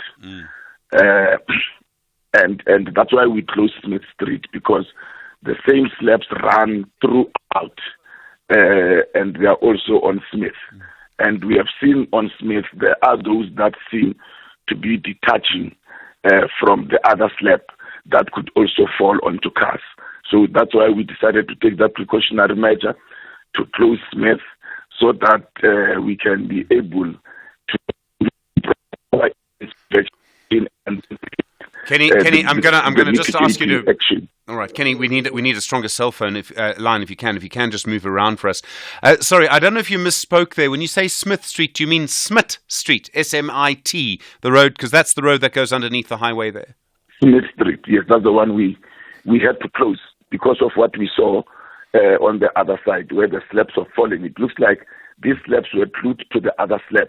Okay. I don't know how that happened. So the heat is causing the glued one to detach itself and fall on the ground. And they are very heavy. Yes, no, of course. Isn't this the bridge? I mean, it was closed for months and months and months for maintenance a couple of years ago. No. The bridge that's M2. Oh, I see. Okay. And that's closed for stormwater, not necessarily to maintain the bridge. There's also a stormwater pipe underneath. God will tell us what has happened, but also that pipe has also fallen down. So it means when it rains, we are going to experience problems on that particular bridge because the water is not being taken to the stormwater drain that is underneath. All right, Kenny, we really are battling with you on the line, so I don't know if you can move to a higher place or something while we talk to you. So at this stage, obviously, there's work you need to do on the bridge, and you will know, Kenny, as you drive around Joburg, how bad the roads in Joburg are. There seem to be so many potholes in so many places. Are you ever going to fix them? It is my will, it is my intention to fix up. There's just no money to fix them, but we are doing something with the little that we have. I would love to fix all the roads. That is why, Stephen, as I said in the previous interviews, to public works asking for infrastructure grant to these challenges that we've got so many grants. All right. I'm so sorry, Kenny. We really can't hear you. We actually we're doing this interview. It was scheduled to do it half an hour ago, but had problems with the line there. I'm sorry about that. Kenny Konene is the member of the Mayoral Committee for Transport in the city of Joburg. Big stories of the day. #SAFM Sunrise. The South African Police Service say they've arrested 600,000 people in Operation Chanela over the last year. The arrests are for a huge variety of crimes, from murder to the possession of illegal cigarettes. You know, of course, there's been a big increase in violent crime over the last few years since the end of the pandemic. Brigadier Atlenda Mate is the national spokesperson for the SAPS. Brigadier, good morning. A very good morning to you and to your listeners. What's the difference between normal policing and Operation Chanela? What were officers doing differently from normal police work? Well, in this instance, we adopted a high visibility type of approach and a multidisciplinary approach where we were working with various stakeholders, various government departments, as well as other law enforcement agencies, but most importantly, our community members. But what is different is that we heightened our police visibility in the form of roadblocks, in the form of tracing operations, stop and searches throughout the country. We saw the 9 provincial commissioners actually leading these type of operations on the ground. The 600,000 people who were arrested, I mean, what happened to them afterwards? I presume almost all of them would have been released since they were arrested. Not all have been released. It's quite encouraging that for murder, we still have 4,610 in custody. For attempted murder, we've got 4,217. For rape, we've got 7,052 still in police custody. We've had a number of convictions also during that time. I can confirm to you that for murder, those that got life sentences, we are talking about 161. Rape, we had 417 during that period that got handed down life sentences. Okay. 20 years and longer, we have a number of suspects as well that have been convicted for various crimes. So, Brigadier, I mean, one of the problems is that what's called the murder detection rate. In other words, the percentage of murders for which someone's actually convicted has dropped to around 12% over the years. It's incredibly low. I know part of that is to do with what happens in the courts, but a large part of it also has to do with detective services at the SAPS. And we know that you don't have enough detectives, you don't have enough experienced detectives either.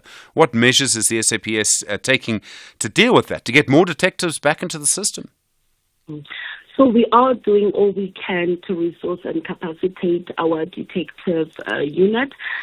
We have been on a drive to get detectives that left the service in a good standing to come back to the service to assist us to investigate and arrest more perpetrators involved in crime. So in the past year, we've seen 200 of those detectives that met the requirements to come back to the service. They have joined us. We are looking at hiring more detectives. With this new intakes, you will know that in the last 2 years, we have trained and deployed about 20,000 new police officers to various stations and units to capacitate the police service. So also a number of them are being trained in a course that we call Resolving of Crime, which is a course identified for detectives. So we are doing all we can to ensure that we capacitate their detective service. We heard from the CEO of City Power yesterday, and she told us she's written to the National Police Commissioner asking for the South African National Defence Force to help protect its infrastructure. And as I understand it, this has to actually go through the police. As the SAPS, do you know yet if you're going to support that request, that the military come to help protect City Power equipment in Joburg? Look, as the police, we welcome any form of help, whether it's SANDF, whether it's other government departments, whether it's the private security. We believe that in working together, we can ensure that we heighten our visibility and ensure that more perpetrators are arrested. For instance, when you talk about Operation Valomgodi, which is an operation which is designed to prevent and combat illicit mining, we are working together with the SANDF, and since December to date, we have arrested more than 4,774 suspects. So we welcome working together with other government departments, especially the SANDF, which is an important stakeholder in our NatJoy's structure. So also with the cable theft, since his appointment to the National Commission about 2 years ago, ensured that there is an establishment of what we call the Economic Infrastructure Task Team. Task teams in 20 districts across the country that are hotspots for the critical and essential infrastructure damage and theft and so on. So we are looking at resourcing and capacitating these teams. Yes, the National Commissioner has received the letter from the CEO. He has tasked the Provincial Commissioner to meet with his team and see how best the city, both the city and the SAPS, can join resources to ensure that we increase, first of all, the city increases security around their infrastructure, but also how do we then ensure that we develop and implement joint operations to mitigate against this type of crime. Brigadier Linda Matep, thank you very much indeed. National spokesperson for the South African Police Service. This is SAFM Sport with Zai Khan. Zai, good morning. Chiefs and Galaxy, they'll square off. Yeah, it's going to be a true test of character. Chiefs need to regroup, focus on their strengths and deliver a solid performance tonight, 7:30.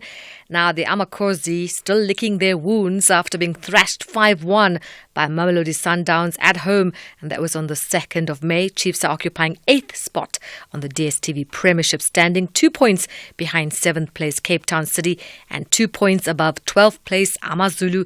Meanwhile, Galaxy, they played to a 0-0 draw with Sekhukhune United, and they are now winless in their last 2 matches. As a result, Galaxy are in 5th spot, 2 points behind 4th place Sekhukhune United and 3 points above 7th place Cape Town City. Now, the Junior Springboks are set for a major showdown. They face Australia in round 2 of the Under-20 Rugby Championship today with a fresh starting lineup including 9 changes. The team aims to bounce back from a draw against New Zealand. JF van Heerden steps up as captain, bringing a new dynamic to the field. The match kicking off at 11 a.m, taking place at the Sunshine Coast Stadium. Cycling news, Tim Merlier won 3rd stage of the Giro d'Italia, pipping Jonathan Milan to the stage in a bunch sprint at the end of the 166-kilometre run. And finally, tennis, the 2nd-ranked Yannick Sinner announcing his withdrawing from the Italian Open, denying the tournament of its most anticipated home player in decades. The 22-year-old Sinner raised the Australian Open trophy in January to become the first Italian man to win a Grand Slam singles title in nearly half a century. Yeah, I just try to get back to 100% as soon as possible, hopefully trying to play in Paris and then Wimbledon and all the rest. So we will take our time. There is no rush, and hopefully I can get back very, very soon. More sport on Sunrise, top of the hour. I'm Zai Khan. Zai, thanks very much indeed. Many developing stories today, including the George building collapse, also the debates around the flag. More to come. You're with SFM leading the conversation, 7:30. Good morning. In the headlines, news just in, the Mkhonto weSizwe Party founder Jabulani Khumalo has requested the Electoral Commission to urgently remove Jacob Zuma as the face of the party. In a letter dated the 5th of this month and addressed to Zuma, Khumalo has also placed Zuma on precautionary suspension, citing bringing the party into disrepute. There are concerns that the death toll could rise following the collapse of a multi-story building under construction in George in the Western Cape. This as the municipality puts the death toll at 5. And the UN Secretary-General Antonio Guterres says Israel's ground invasion of Rafah in southern Gaza would be intolerable. He says it would have serious humanitarian consequences due to its destabilizing impact in the region. I'll have details on these and other stories at 8. SAFM. Guiding you through the rush hour traffic. Well, the backlog on Joburg N3 is now caused by a broken down vehicle at Linksfield Road. That's on the N3 running north. So that's a problem because it doesn't only impact the N3, but also impacts the traffic coming through Galulis on the N12 and R24 routes in from Ekurhuleni. Both of those routes starting to really backlog into the ramps onto the N3, basically on-ramping straight into a traffic queue and straight up to that vehicle. Very heavy. Other issues, a lot of complaints coming in this morning from Pretoria's Biko Jon Haynes. Seems to be an area power outage. A lot of lights down there. Jon Haynes through Gazina is particularly heavily backed up. There's some traffic moving slowly in Pretoria this morning on the M1 South from Garsfontein down towards the R21 exit and the R21 en route to the airport. No change there. The roadwork still in place. And so are the delays approaching Clayville. A collision between Hammersdale and Cliffdale. If you're on your way to Durban, there is a bit of queuing pressure into that particular scene this morning. And driving into Cape Town, conditions are wet. Not heavy rain, but there is some rain about the city this morning. And that's just causing us sort of go slow on all your major routes. The N7, particularly heavy passing Langa through to Epping. The N1 also is a standout this morning with queues from Justenburg all the way through Kryfontein down towards Brackenfell Boulevard. That's a very unusual queue through that part of Cape Town for this time of morning. Rob Byrne, SAFM Traffic. The business update on SAFM. Into our Chiller morning again. How the market's looking? Now let's kick things off in Asia. We are seeing some of the optimism starting to fizzle out. Initially, it was green screens all around, but trading is quite mixed at the moment. The Japanese Nikkei gaining 1.3%, but Hong Kong's Hang Seng Index is in the red, losing 0.65%. Investors on that end are also eyeing a rates decision from the Reserve Bank of Australia, with policymakers closing off their two-day meeting today. Over in Wall Street, US futures trading near the flat line as caution prevailed ahead of that all-important US CPI print. It seems like traders are upbeat about possible rate cuts, but gains have been capped. Back at home, the local bourse traded in positive territory with the All Share up 0.46%. The local unit is also strengthening, trading at 18.50 to the dollar. And then Shell confirming it's divesting from SA, but it's not selling the upstream operations. Is that right? That's entirely right? So it's ditching South Africa, but not entirely. The Shell will be dumping its non-core retail businesses. This houses over 600 service stations in the country. The move comes as it focuses on its upstream business. Those operations include exploring for and extracting crude oil, natural gas, and natural gas liquids. Now, according to reports, Shell execs have reached out to Mineral Resources and Energy Minister Gwede Mantashe, informing him of its plans to sell its downstream business and its intentions to keep its upstream business. Now, the decision to ditch this unit comes after a review of all its businesses across various regions and markets. The review resulted in the divestment in its shareholding in Shell Downstream South Africa. The group, however, did not comment on that dispute with its BEE partner, Tebe Investments. And then food prices starting to stabilize? So it seems there's some relief for South African consumers as food prices stabilize. According to the Essential Food Pricing Monitoring Report compiled by the Competition Commission, the cost of foods seem to be settling following years of price pressures. Now, the Comcom said that this was mainly due to retailers also just absorbing some of those price pressures. Meanwhile, food inflation has also continued to ease, slowing around 5.1% in March. This is the lowest rate since September 2020. Now, This comes despite the impact of rolling blackouts that we saw at the beginning of the year, the deteriorating rail and port situation, as well as the avian flu outbreak that hit that food sector and global shipping disruptions that were caused by the conflict in the Red Sea. Now, the research highlighted an ease in prices in the following essentials: brown bread, sunflower oil, eggs, and chicken. And it's also found that pilchards have become a fave as local consumers started weighing up protein options in this difficult environment. Intal Leng, thank you very much indeed. Intal Leng Lechela. Back, of course, tomorrow. More business news through the day here on SAFM. 23 minutes to 8. Call us on 086 000 2032. All right, lots of calls coming in this morning. We've already had updates from people in Georgia around the building collapse there. At least 5 people we now know have lost their lives. 12 people they've made contact with, so they're alive but are trapped by rubble. Then the other big debate this morning, of course, is around the DA image of the Our Flag burning as part of their advert. Annette on the line from Kyalami. Hi, good morning. Hi, morning. I just want to say that we're not a free country, democratic country, a non-racial country.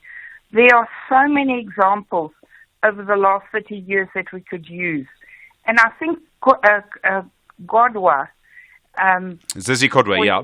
Yeah, for him to say that he is offended and it's pretty obvious that the country has sadly been burning slowly over the last 30 years. And I don't think there's anything wrong with the advert. I think people need to wake up and smell the coffee. People live behind their 6-foot walls. They are oblivious to what's going on around them. They don't watch TV. All they do is on social media all the time. And really, if they don't come out and vote in this election, then they can only blame themselves if the country burns even further. You just have to look at Shell and Anglo-American, what's happened at the moment. Why are they pulling out of the country? I mean, it's obvious that people are very unsettled about what's going on. We are concerned about our investments in this country. If this election doesn't turn out the way we would like it to, our investments, the rand's going to fall, and our investments are going to be worth nothing, like Zimbabwe was. So I think people should really start thinking carefully about where they're going to put their vote in this election. Because if our investments drop, we've got nothing left. Annette and Kyalami, thank you. Interesting view. Alida, do you agree with Annette? Well, the burning of the flag is very symbolic. I think that in order for new growth to happen, you have to burn off the old wood. And we need the new growth in this country. This country can no longer afford the burning and the corruption and everything that's associated with the ANC and the EFF. And we absolutely need that new growth. So go out to your voting box, go and make your tick, and get rid of them. Sure. All right, Leader, do you belong to a political party, if I may ask? I would prefer not to answer, but yes, I do. Okay. And it's not the ANC or the EFF, obviously. No, it's not. Okay, I think we know.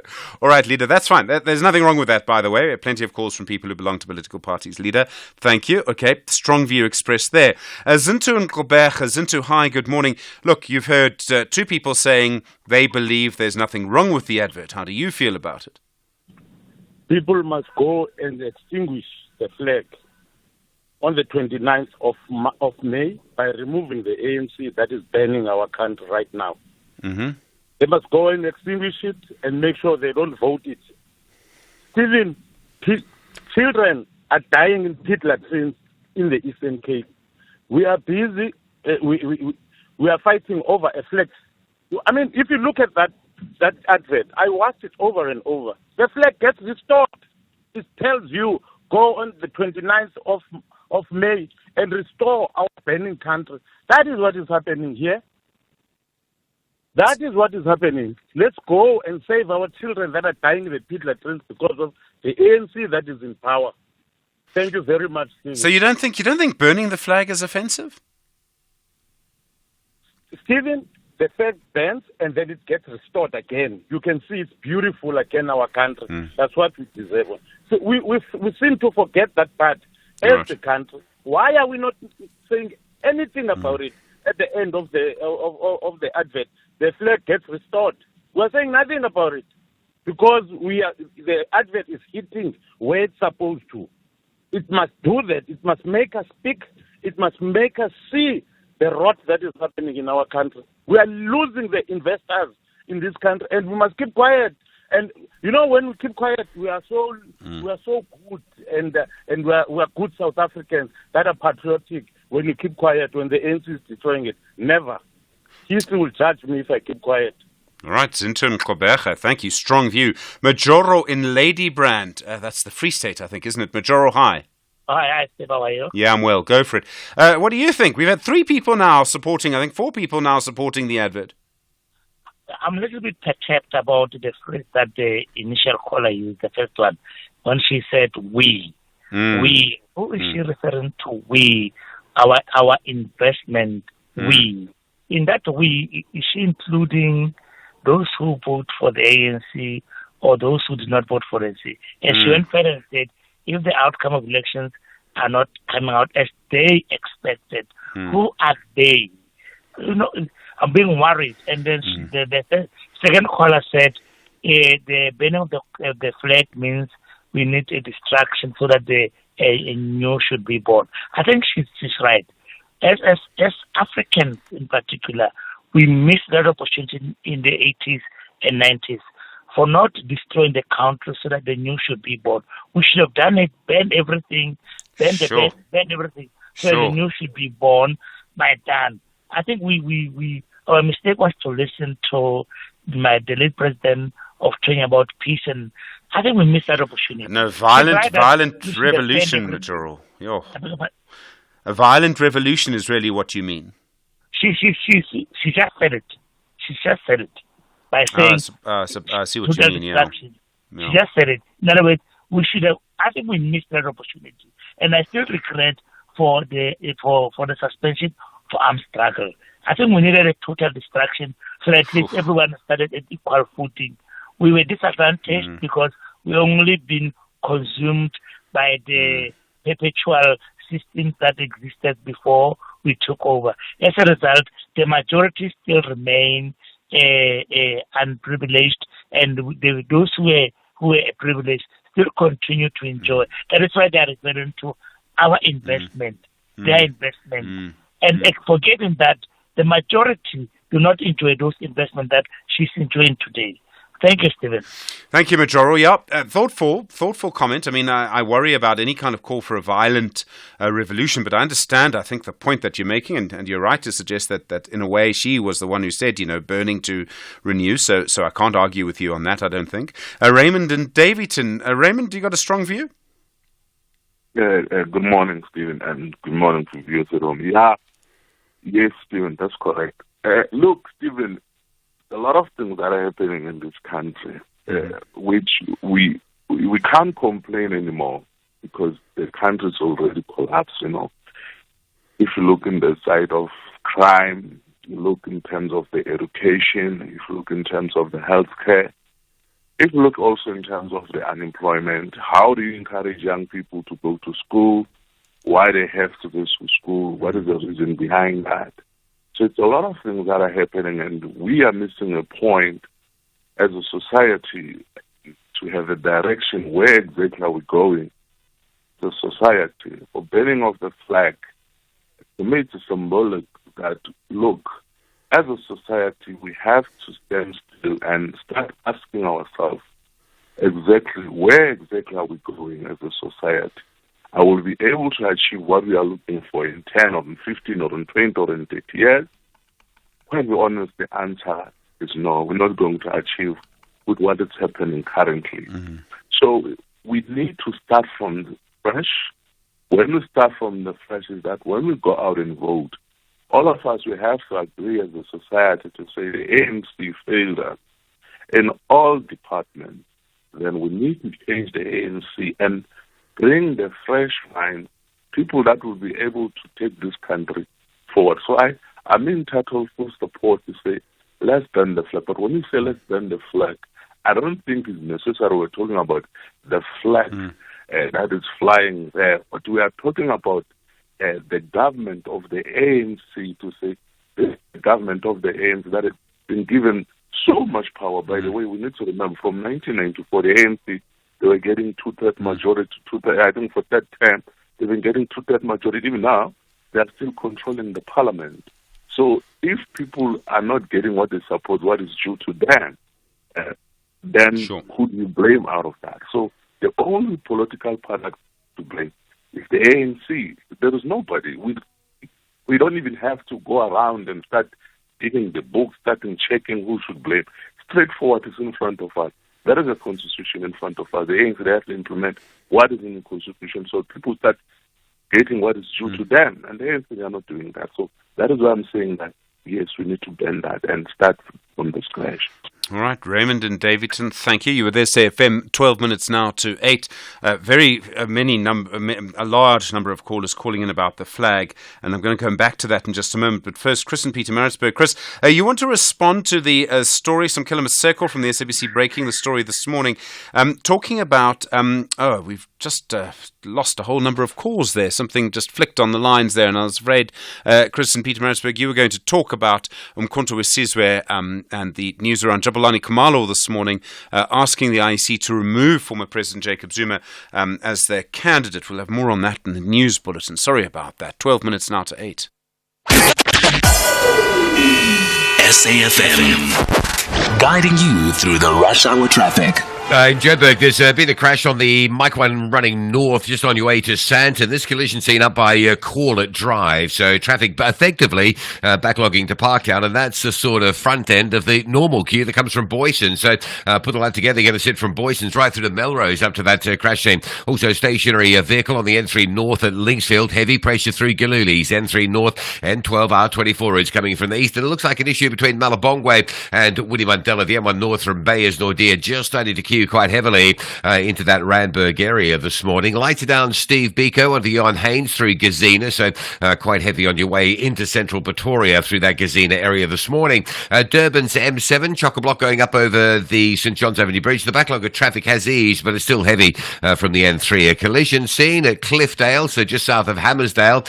Backlog of traffic to work through there. And Cape Town, the reason, well, partial reason on top of the rain why the N1 is so heavily backed up into town this morning is a breakdown, a stationary vehicle in the right lane at Brackenfell Boulevard. That is pushing traffic all the way back to Justenburg and is causing major backlogs on Brighton Road, Okavango Road, Brackenfell Boulevard at the N1 bridge. Also a collision coming into town on the N2 before Hospital Bend. That traffic is almost back to Robert Sobukwe. Behind that queue, the M5 backs towards the Plumstead area and looks quite heavy. And at the same time, there's a crash going out of town through Hospital Bend, causing delays towards Mowbray Main Road. Rob Byrne, SAFM Traffic. SAFM. Prime time all day long. 10 minutes to 8, you know the number, 086 000 2032. Let's just update you on the other developing story this morning. We've been talking, of course, about the situation in George, but the other developing story this morning, as we understand it, is that Jabulani Khumalo, the person who first formally registered Umkhonto we Sizwe, the political party at the Electoral Commission, now formally asking the Electoral Commission to actually remove former President Jacob Zuma as a candidate. Samkele Maseko is the SABC News reporter who broke the story this morning. Samkele, good morning. I know there's a lot on your plate this morning. What exactly is Jabulani Khumalo asking for? A very good morning to you, Stephen, and to the listeners. Essentially, Jabulani Khumalo is asking for the IEC to remove former President Jacob Zuma on the parliamentary list of the MK party, remove him as the face of the elections of the MK party, and subsequently remove him as the president of the organization, saying that he acquired these positions through fraudulent and through illegal maneuvering within the organization, saying that he only consented to Jacob Zuma being the face of the party, but never ceded the presidency of the party to Jacob Zuma. So obviously they've had a big fallout, and we know that Zuma says Khumalo's been expelled from the party. From what you can see then, does Khumalo actually have a legal basis on which to make these claims? I mean, clearly he would need to, I suppose, spell out some of the evidence? Well, Khumalo is essentially saying that Jacob Zuma does not form part of the interim National Executive Committee of the party, thus does not have any basis or any powers to expel him, and that would then be entrusted in the interim structure of the party that is currently there, that is led by Khumalo and other members of the party who were subsequently removed by the party. Khumalo says that he has heard murmurs and rumors that after the elections, Jacob Zuma had planned to hijack the party with some of his friends and colleagues and another leader of an opposition party to take over the MK party, and he subsequently didn't take these allegations serious, as he thought that his relationship with Jacob Zuma was rock solid. But subsequent to that, he says that he has seen a barrage of disparaging messages against him by Jacob Zuma's daughter, Ms. Tutuzile Zuma, and in that particular instance, he has decided to take up this particular battle and write to the IEC after his illegal removal from the IEC. It does confirm that Jacob Zuma did help raise funds for the registration of the MK party to the IEC, and he also essentially confirms that it is Jacob Zuma who purported and said that any new party must have a name that has a lineage towards the ANC because it's got a very strong brand and has a strong presence, a very strong presence within the population of South Africa. Samkele, so he goes to the IEC, and now obviously we await a reply from them. I thought they'd already started printing ballot papers, so I don't know if it will be possible. There's a lot to look at here. There is indeed a lot to look at here because the IEC may have already started printing ballot papers, but also what is the status of Khumalo at the IEC? Is he still registered as a leader of the party? Is he not registered as a leader of the party? Our colleague Natasha Thiri reached out to the IEC this morning, where the IEC said that they can't comment on the matter because they've not yet received Jabulani Khumalo's letter. I called Mr. Khumalo in the early hours of the morning at around 10:06 in the morning and asked him about this particular letter, and he said, Samkelo, no comment, I can't comment on these particular things out in the public domain. You and I, Stephen, have worked within the media space for a very long time, and you would know when someone says no comment what that basically means. Indeed. Samkele Maseko, thank you very much indeed. Senior political reporter here at the SABC. All right, so developments there then. Your views on that on 086 000 2032, 6 minutes to 8. SAFM 104 to 107 nationwide. Well, over the weekend, President Cyril Ramaphosa told an audience in Cape Town, he was on the campaign trail, that his party, the ANC, would create 1 million jobs a year for 5 years after the elections. And you know, every single political party is promising to create jobs, and youth unemployment is probably the biggest long-term problem we face as a society. Crystal Duncan-Williams is the project lead at Youth Capital. They advocate for policy change to solve youth unemployment. Crystal, good morning. Good morning, Stephen. Every single political party has a target. We're going to create this number of jobs, that many millions of jobs. Very few of them actually tell us how they're going to do it. Do you believe young people can believe any of our politicians on this? No, I don't think that reading the manifestos or listening to any political party on the campaign trail, I've yet to see somebody put forward a real practical solution besides promises of jobs. You know, I mean, the president's speech is just ridiculous, thinking that in 30 years they've managed to create 8.7 million jobs, you know, according to his own words at the speech in Langa.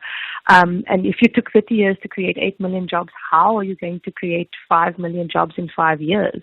When the manifesto reads, you know, just more of the same. And so I think this is true for all political parties. And I think we've spoken about it before, Stephen, that nobody's actually put forward a how, taking into account the complexities of South Africa, you know, both on the demand and the supply side. Do you have a how? Are there particular interventions that we know will work, will make an impact, even if they take a little while to do that? Yeah, so for us over the next 5 years, Youth Capital is really going to be focusing on 3 key things, which we think are within within the possibility of us to achieve. So, public employment programs that work, like we've seen with the Basic Education Employment Initiative, a valuable first work experience that at least is 9 months and connects young people to a next opportunity, looking at what does it mean to be skilled for the 21st century workplace and having industry lead these conversations, having organizations like NSFAS and CETA actually function and do their job to make sure that young people are supported to complete those qualifications and have the paperwork to prove that they can do the job. And then lastly, what are we doing to support the small and medium business sector? Many of the interventions have focused on supporting large firms. We know that large firms have reached saturation and are not actually employing people at the rate they once were. And so we need to think about how do we support small businesses? And we're always saying young people need to be self-employed, but how do they do that when many of them don't even have a matric? And so what kind of pathways we're creating for young people to at least provide some kind of income for themselves? I mean, Crystal, when you talk about those three interventions, none of them seem to me to be intensely ideological. You don't have to go left or right. I mean, there may be a possibility to get some kind of consensus. All the political parties, from the EFF through the DA, let me just stick to that with that spectrum for the moment, they should all be able to agree on that. I would think so, and we've been running webinar series with all of the political parties, and we've tried to have the ANC, the DA, and the EFF on every panel, and then bringing in some of the smaller parties along the way.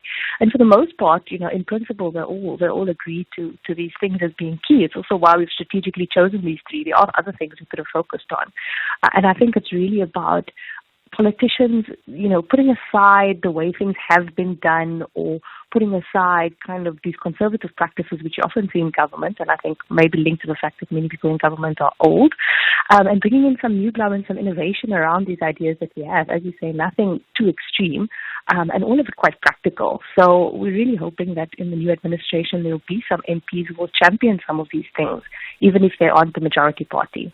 I made the point at the beginning of our conversation, Crystal, that this is the biggest long-term problem that we have. And while all the political parties talk about it, it's in all the manifestos, it's not really what they sort of campaign on. Yes, it's there. But I mean, this morning the conversation is around a flag and an advert showing the burning of that flag rather than on youth unemployment. Why do you think that is? Do parties find it just too difficult? I think so. I think parties find it overly complex. It's easy to promise so many jobs, but when you think about, how are we going to grow the economy? How are we going to fix ESCOM? How are we going to make sure that, freight and rail services work so that businesses can thrive? These are complex things that aren't going to be solved overnight, and I think parties are nervous to get into the details of it, but you have to tackle those details. Because we haven't grappled with the complexity of why we've sat with this problem for, going on to 2 decades now. Crystal Duncan-Williams, thank you very much indeed. Project lead at Youth Capital, they campaign for policy changes to solve youth unemployment. As I say, it is the big issue that, does need to be dealt with over the longer term. All right, so as you know, developing series of stories this morning around MK, around the situation in George after that building collapse. Also, of course, around the DA's advert. You've heard strong views going in many different directions on that. One of the big other stories we do need to touch on this morning is that Eskom is now asking City Power for R1 billion. They're going to court to demand their money. Don't forget, by the way, your mediated conversation, the Usindiso building fire. That is your mediated conversation this morning after the inquiry reported back over the weekend. You are there, SFM, leading the conversation. Good morning, 8 o'clock.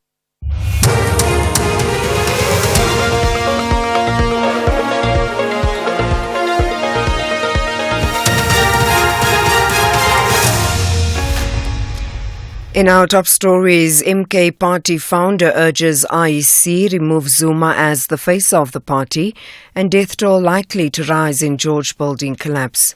Good morning. We start with election-related news.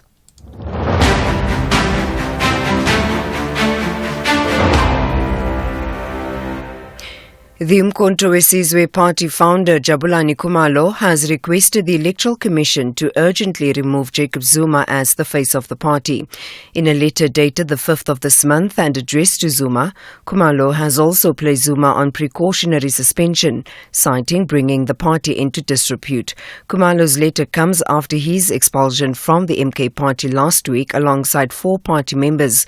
The party says those who have been suspended from it are rogue elements. Samkelo Maseko reports. He continued to say, quote, "In fact, the name of Mkoto Sizwe was proposed by Mr. Zuma. I was responsible for the registration of the MK party with the Electoral Commission.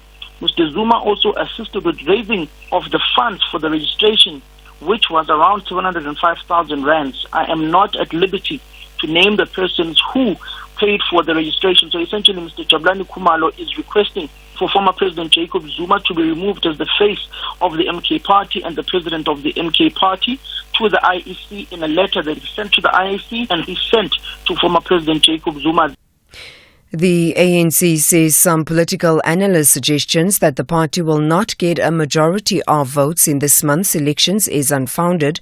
The ANC has deployed members of its National Executive Committee to KwaZulu-Natal this week to intensify the party's campaign ahead of the polls. The province and Gauteng have long been regarded as some of the ANC's strongholds. The ANC's national spokesperson, Mahlengi Bengu Mutsiri. We probably are the only party that is visible on the ground. I don't know how your viewers will reflect on that. So our campaign is strong.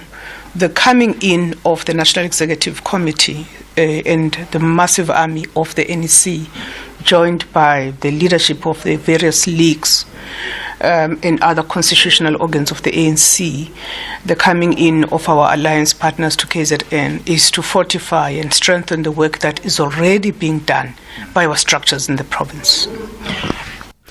In other news, this is a developing story and there are concerns the death toll could rise following the collapse of a multi-story building under construction in George in the Western Cape. This as the municipality puts the death toll at 5. The municipality says its disaster management team is communicating with survivors. 24 people have been removed from the rubble, but about 50 others are still unaccounted for. About 75 workers were on site when the building collapsed yesterday afternoon.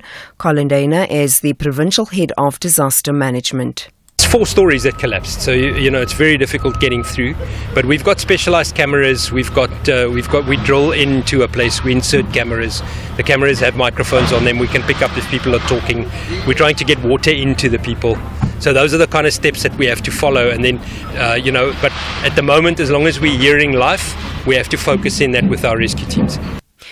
The Water and Sanitation Department has opened criminal cases against municipalities across the country for contravening environmental and water legislation. It says the affected municipalities are responsible for sewage spills and do not comply with government's clean-up directives. Last month, the Govenembeki local municipality in Mpumalanga was slapped with a 200 million rand fine for pumping raw sewage into rivers. Annette Muir is the department's chief director responsible for compliance with water regulation. When we have non-compliances, the department first will issue administrative action. So we'll issue a notice that says we've detected that there was this non-compliance and they are given an opportunity to provide representation. If we then evaluate that and there's no action plan to address the non-compliances, we will then move to a directive, and if they don't adhere to the instructions in that directive, we will then open a criminal case. So we have to have meetings first and ensure that there's support that can be given to municipalities to improve their performance. And finally, the UN Secretary-General Antonio Guterres says Israel's ground invasion of Rafah in southern Gaza would be intolerable. He says it would have serious humanitarian consequences due to its destabilizing impact in the region. Guterres was speaking alongside the visiting Italian president at the United Nations in New York. Guterres says he has appealed to Israel and Hamas to go the extra mile to realize a ceasefire agreement. I receive you, Mr. President, in a moment of great concern. I made today a very strong appeal to the government of Israel and to the leadership of the Hamas in order to go an extra mile to materialize an agreement that is absolutely vital. This is an opportunity that cannot be missed, and a ground invasion in Rafah would be intolerable because of its devastating humanitarian consequences and because of its destabilizing impact in the region. Recapping the top story, the Umkhonto weSizwe Party founder Jabulani Khumalo has requested the Electoral Commission to urgently remove Jacob Zuma as the face of the party. For SAFM News, I am Anne Musa. A very good morning to you. In your SFM sports headlines, the Springbok women's rugby team to face Kenya with significant changes, and it promises a dynamic match tomorrow.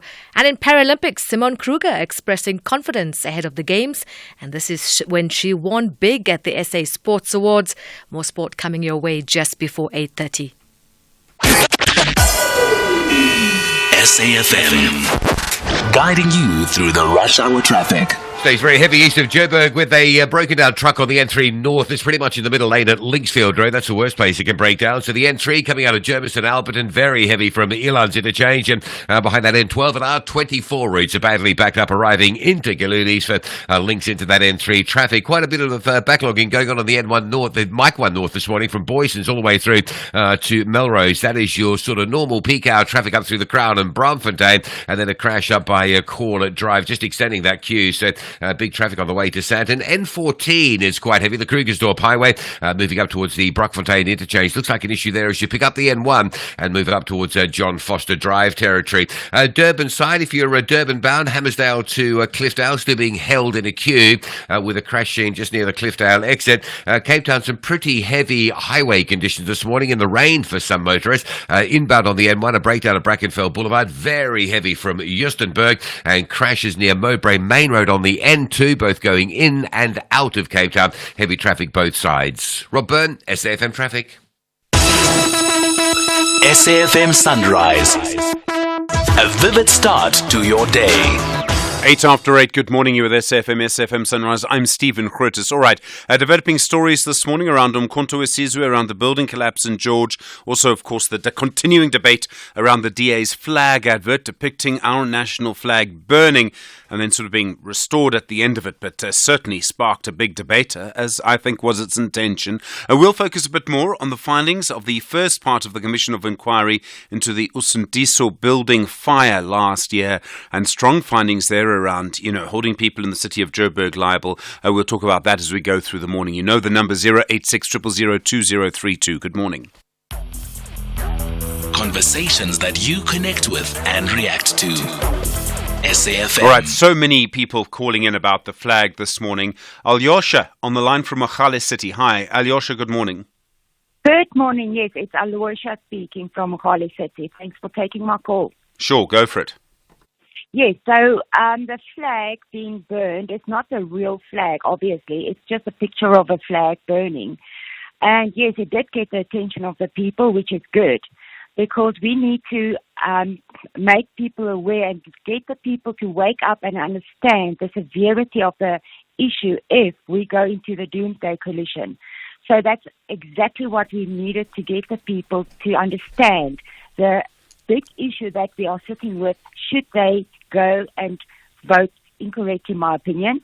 And then, yes, the flag is restored, and that's the message that comes across as with the DA coalition in place, that everything will be restored. We will rescue South Africa again from that burn and that dark burn of the picture that we painted of the flag burning. So I see nothing wrong with that. It's good that we got the attention. People need to wake up and understand the urgency and the severity of the issue at hand. All right, Alyosha, thank you. I mean, can I ask, do you belong to the DA?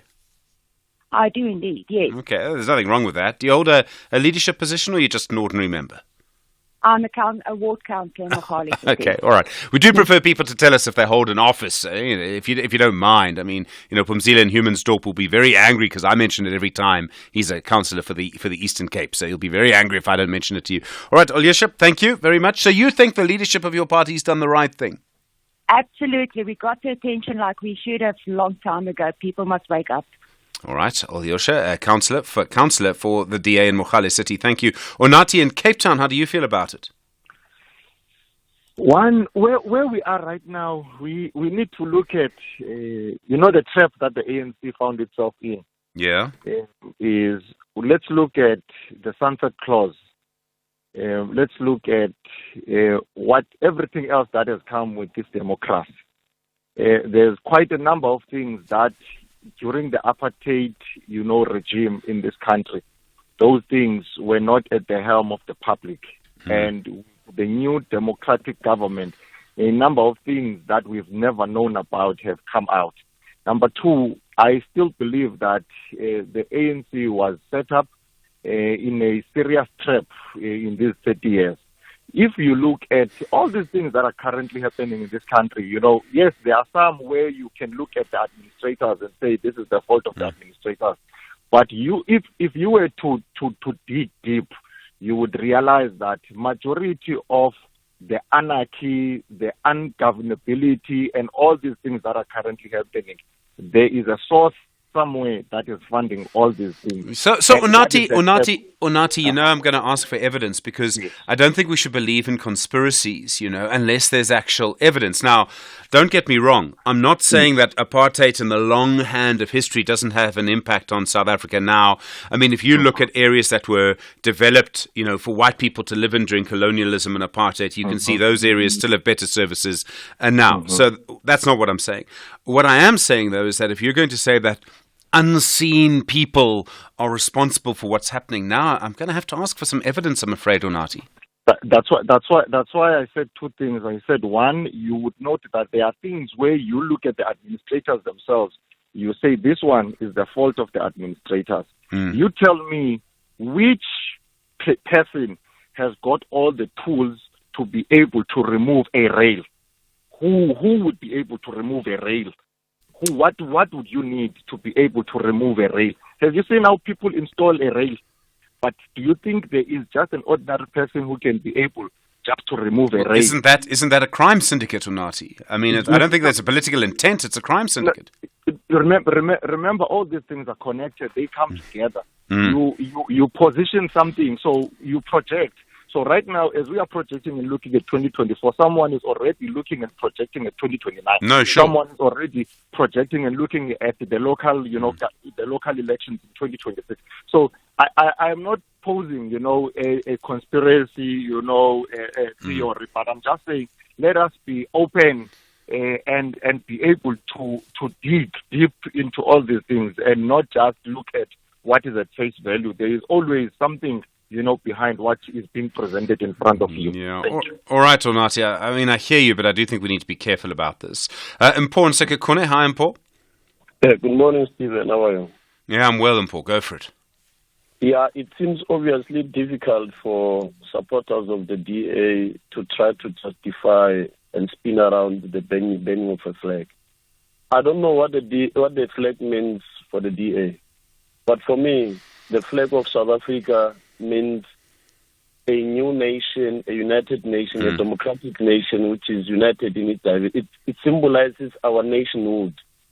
And that flag came because we have to do away with a certain flag which was representing something which was divisive and a rupture in our society. Let me tell you, Stephen, I'm not surprised when a party with a large constituency of white people is banning our flag. I'm not surprised. I've seen, and you have seen, many people banning the South African flag and then raising the old apartheid flag. And that is not one incident. So Mpo, I don't know if I've seen many incidents of people burning the new flag and raising the old flag. I can't think of a case that I can think of. I'll remind you. You remember the protest in Senegal? Sure. Oh, yes. Yeah. Okay, those ones. Yeah. After the murder there. I remember that. Yeah. Yeah, you remember that. Now, I'm not sure if the DA has ever condemned that action, and I don't think they did. And now when the DA bans South African flag, whether they're trying to send a certain message, you don't play next to our flag in the manner that they did. Right. I'm not sure if there is any patriot who will wake up one day and ban the flag of their own country. Yes, you can differ with the government of the day, whoever, but look, the DA is running the Western Cape. So which part of the flag as it represents the Western Cape is not banning? When you ban the whole flag, you ban the whole country, including the Western Cape. So what is their message? Okay. All right, important second corner. Yeah, interesting questions. Thank you. 16 minutes after 8. Across South Africa, online and on radio.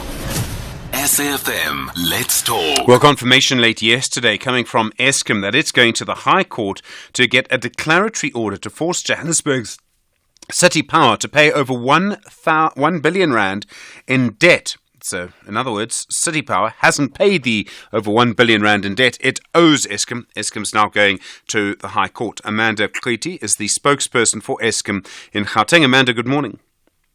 Good morning, Stephen, and good morning to your listeners. Why are you going to the High Court?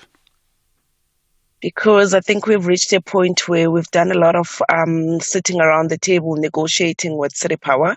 I think it's time that we now request the High Court to intervene so that hopefully we can get City Power to start paying. You've been in negotiations, you just haven't seen any money, is that right? Yeah, we've been in negotiations, but we just haven't seen any money.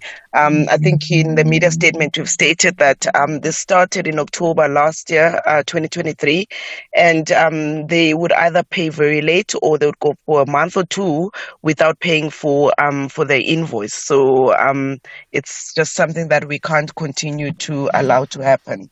Do you know if City Power actually has the money? I mean, we know how much money they've had to spend on security. I think their revenue might be down for various reasons. Do you know if they have the money? Have they said to you maybe they don't have it? They've never said that they don't have the money to us. In all the discussions that we've had, the one thing that they kept bringing up is the issue of the overbilling. That they say we overbilled them in 2021. That's the one thing that they kept on bringing up. But in terms of them not having money, it has never been something that they've brought up. Bless you. Excuse me. And that's quite all right. Still early in the morning, Amanda. Are you so you've had this action, you've had a dispute with Tshwane, which is also a huge amount of money. Are you trying to treat all of the metros in the same way? I know that can be difficult in a way because each one will have its own story. But do you try and treat all of the metros consistently?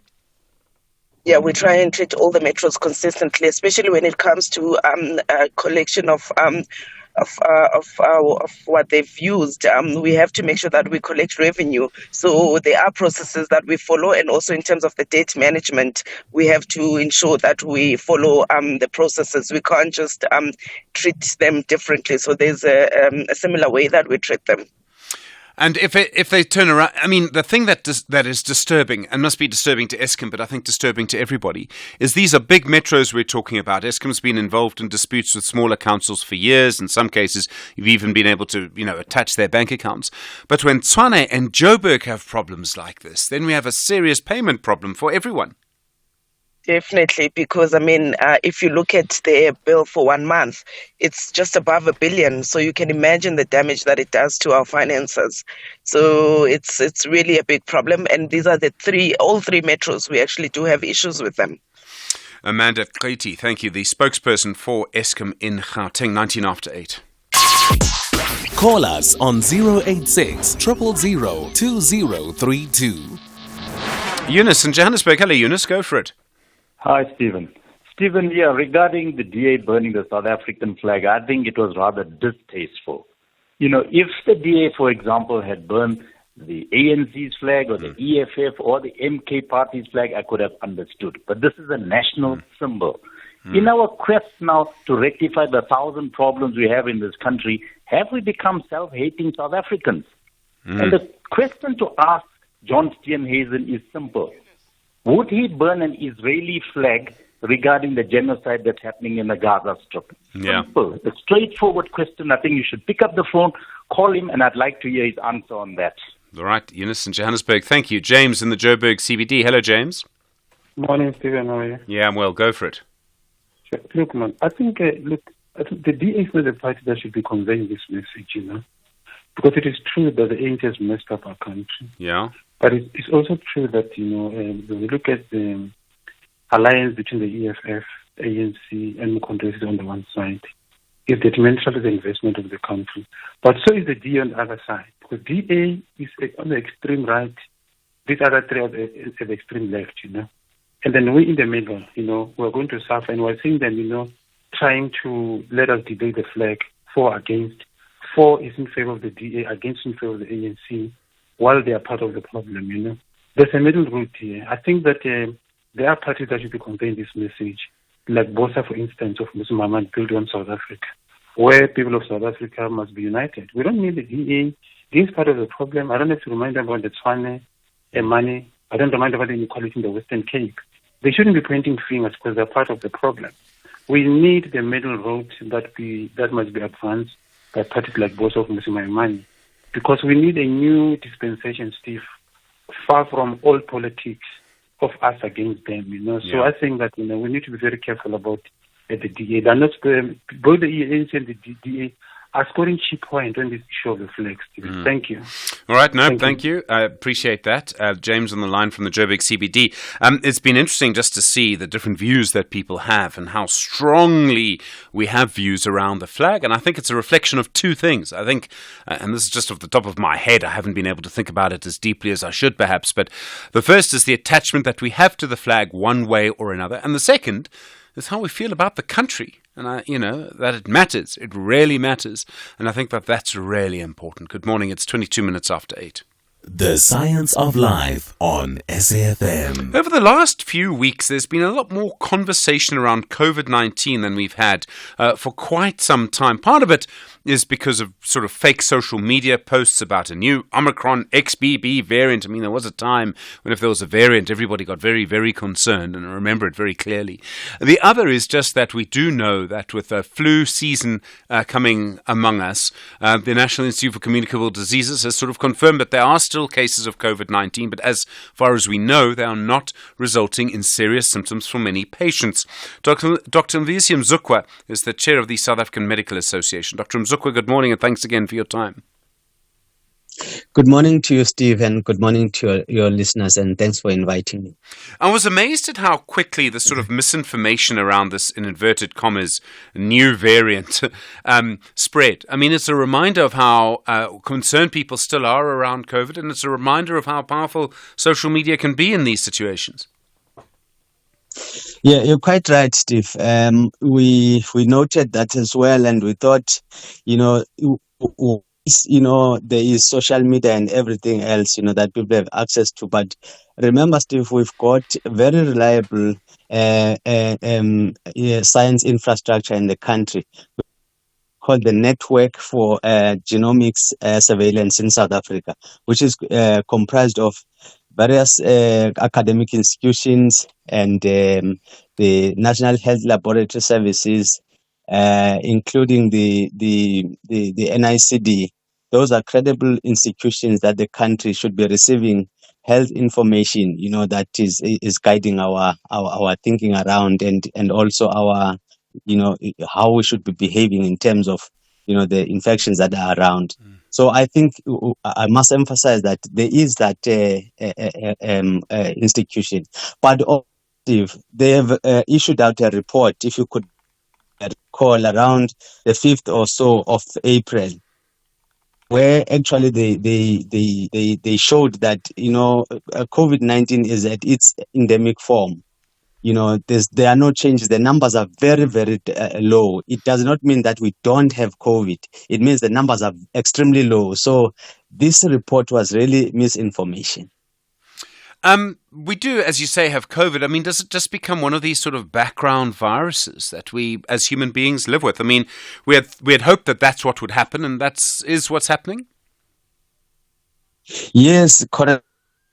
Steve, it is one of the viruses, but remember now, because of our exposure to the virus, we've been infected, so we developed that natural immunity, but also some of us got vaccines, so we have actually reached that herd immunity. So even though we still have, COVID amongst us, but it won't be, as what it was before, where you find that there's so many hospitalizations because people are developing severe form of disease. So it's no longer the same. The behavior is no longer the same. So, but also we are getting into the flu season, as you know, Steve. But on top of that, there's been a circulating virus, the RSV, so which is causing similar symptoms. You must recall, Steve, these are respiratory viruses. So the presentation is just the same. You'd confuse it with, especially if you feel like you've got severe symptoms, you might think, hey, are we at it again in terms of COVID? And protecting yourself. I mean, it's the usual things, isn't it? You've got to look after yourself. You've got to, if you do feel a bit unwell, please use a face mask. And if you are in a vulnerable group, an elder person perhaps, get a vaccine. Exactly, Steve. I think COVID has taught us many things, and I think the issue of wearing a mask is not only about COVID. I think as South Africans, we all do it now. Your engagement, whether it's a meeting, whatever, it is always a good thing to put on a mask. Even if you are going to a hospital or a doctor's room, put on your mask so that you protect people in the public space. If you are using public transport, even your own family, by the way, and continue the issue of washing hands and stuff like that. But also, like you said, those people that are in the vulnerable populations, like your elderly, your people with underlying medical conditions. They should be, thinking about getting a flu jab. In fact, we strongly advise them to get a flu jab so that they protect themselves, in terms of developing a severe form of a disease like pneumonia and stuff, and hospitalization, and God forbid, death as well.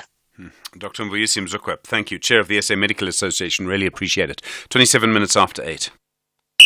This is SAFM Sport with Zai Khan. Zai, good morning, Springbok women. Yes, we've got some fresh legs joining the women's team as they face Kenya. The head coach, Louis Kuhn, making 9 changes. It's for the Rugby Africa Women's Cup, and it's taking place in Antananarivo. That's tomorrow in Madagascar. The Springbok women's last test against Kenya was in September 2023, and it took place at the University of Western Cape Stadium in Bellville, where the South African women won 77-12. Now, the Bok woman coach, who opted for a split of 6 forwards and 2 backs on the bench, says the team selection is a reflection on how they're approaching this test. Springbok women head coach Louis Kuhn. A lot since last year, as they were part of WXV3, and you can see in their matches that they played, how well they've been going and how well they've been coached, and their development and the progress that they've had over the past 6 months. So we're looking forward to the challenge. I'm excited to see the 23 that we selected, how they go about their business. Very excited to see them play and also see how they can transfer what we've been working on over the past couple of days into the match. Now, the junior Springboks are set for a major showdown as they face Australia in round 2 of the Under-20 Rugby Championship today, with also a fresh lineup, including 9 changes. Now, they're looking to bounce back from their 13-all draw against New Zealand. Jeff van Heerden steps up as captain, bringing a new dynamic to the field. The match kicks off at 11 a.m. this morning.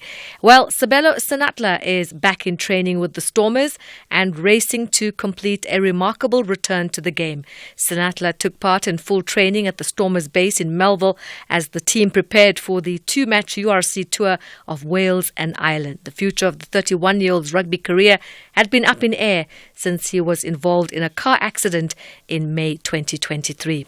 Soccer action tonight. Look forward to Kaizer Chiefs. They will take on TS Galaxy at the Peter Mokaba Stadium, 7:30 p.m.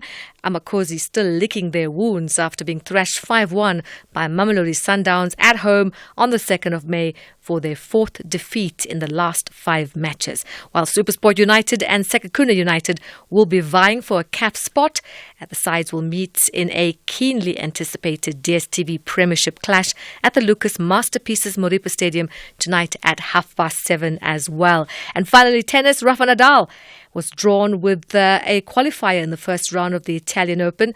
Nadal will get a second round bye where he could face the world number 9, Huber Hurkacz. More sports, that's at the top around 12:30. I'm Zai Khan. Zai, thanks very much indeed. Good morning to you. The Usindiso Commission report, that's next. You with SFM leading the conversation, 8:30.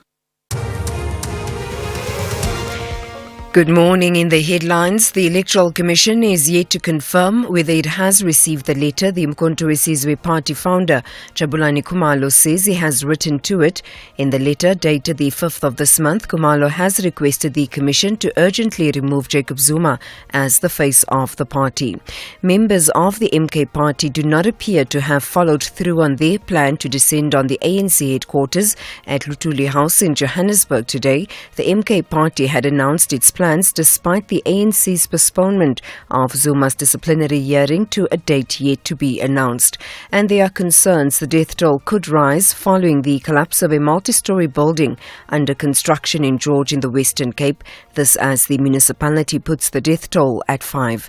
I'll have details on these and other stories at 9. SAFM, guiding you through the rush hour traffic. Good and bad news to kick us off. The good news, the stationary truck on Joburg's N3 North at Linksfield's been cleared. The bad news is the traffic's going to take a little while to normalise. It's still very heavy on the N3 from Germiston. The N12 at R24 routes heavy coming into Galulis from the east. The N12, for example, back through to Craft Road. Some pressure on the Mike 1 still. It will be like this until motorists familiarise themselves with the closure of the Smith Street off-ramp and Smith Street being closed at last week's fire. So the Mike 1 from Boysons into that Braamfontein area stays heavy. Also, just factor in some queue time on the N14 heading to Pretoria.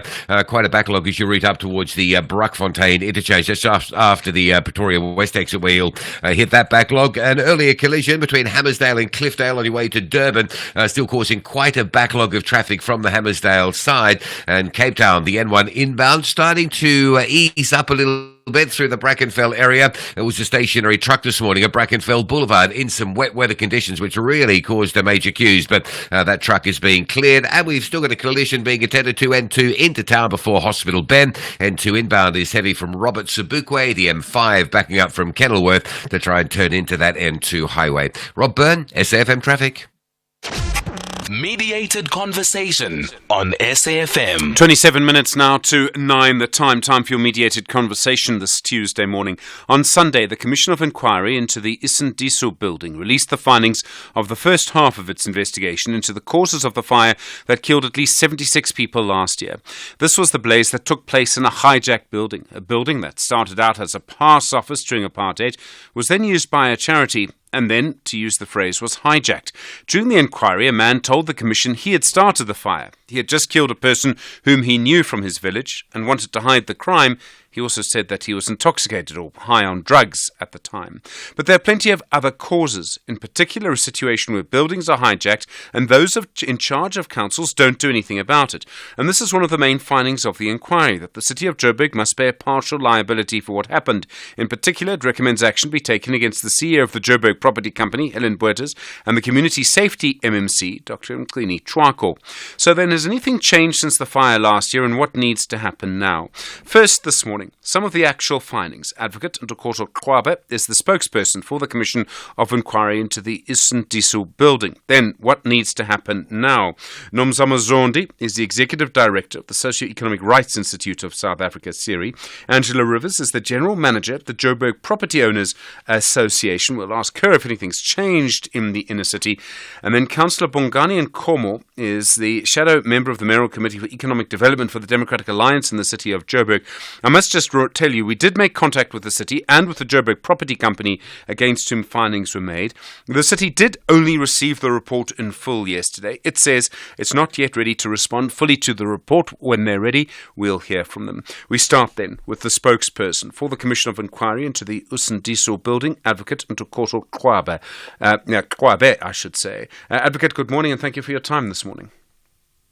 Good morning, and good morning to the others that are with us and also to the listeners at home. What findings did you make with regard to who is responsible for what happened or for what led to this fire? Yes, as you have just mentioned, really the incident that sparked the fire was the gentleman who and strangulated his victim and sought to set his body on fire, which then set fire to the building on the ground floor. But we also found that there were multiple other factors that led to the fire, and primarily those were caused by the fact that the building itself was actually a disaster waiting to happen in many ways. The building had been hijacked and partitioned using very highly flammable materials, and shacks had been formed on the building, also using materials that were prone to a fire spreading if one was to start. There were also, of course, other aspects of the building that the report finds rendered it prime for such a disaster to occur. For example, the firefighting capabilities of the building had been severely compromised by the fact that emergency passageways and doors were blocked with chains and locked steel burglar gates, and safety features such as exit doors were blocked off. So essentially, you had this conglomerate of factors in the inherent conditions that people were living in the building that rendered it highly susceptible for such an incident to occur. And as you mentioned, our factual finding is that the city of Joburg was, of course, aware of these conditions. They had conducted a raid of the building as early as 2019, in which, during the course of which raid, they had discovered all of these things. But unfortunately, nothing was done about that, despite the fact that there were various obligations imposed on the city as the owner of the building and on the Johannesburg Property Company as the manager of the building to take steps to prevent the public health hazard that was that building, and to take steps after discovering the hazard to minimize or mitigate the consequences and to prevent the kind of disaster that then we saw unfold. There's a big point about the ownership of property here. So if I understand your finding correctly, if you're the Joburg Property Company and you own a property, even if you lose control over it, which is clearly what happened here, that's why we used the phrase hijacked, you still have responsibility for what happens inside it. Yes, indeed, that is so. So the various bylaws that the Commission finds were violated are very clear in their imposition of obligations on owners and on those in control to do something once they discover that there is activity that's happening inside that's rendering the building unsafe for occupation, and that's rendering the building unsafe to the public at large. I won't go into detail into each bylaw, but I will make a few examples if you'd like me to. There are different bylaws and national laws that apply that govern safety in these kind of buildings. Sure. I'm sorry to interrupt. We do need to. There's quite a lot to get through. Okay, sure. No worries. Is there also a problem with the policy that was followed by the government for many years? So you talk about 2019. The people in charge of the city of Joburg have changed several times over the last sort of 20 years. So do we point a finger? Do you find that only the people in this administration are liable? And is that simply because they are responsible and were responsible at the time? I presume you can't make findings against people who are responsible during the run-up to this, because as you say, this was a disaster waiting to happen, and the disaster had been waiting to happen for years. Yes, so I must clarify something, and that's very important, and it comes out of the report. In the time available, the Commission didn't have the mandate to drill down to each specific official that was responsible. It made institutional findings, and it left it to the relevant authorities and to the relevant structures of the city of Joburg to then, to do its work, essentially. They need to do their own work. They know the people that were responsible at the time. They know the office bearers, the relevant office bearers, and who would have occupied the relevant office. And it is for them to take steps to implement the recommendations of the Commission. What we've done is the Commission has made broad findings, and it has then said in its recommendations that it recommends that action be taken against the relevant officials that were in those positions. I hate to bring up the Nkandla judgment, but do you have the power to enforce these recommendations? If they're not followed, is there anything you can do? I do need to say that commissions of inquiries have a very narrow mandate, and that is fact-finding.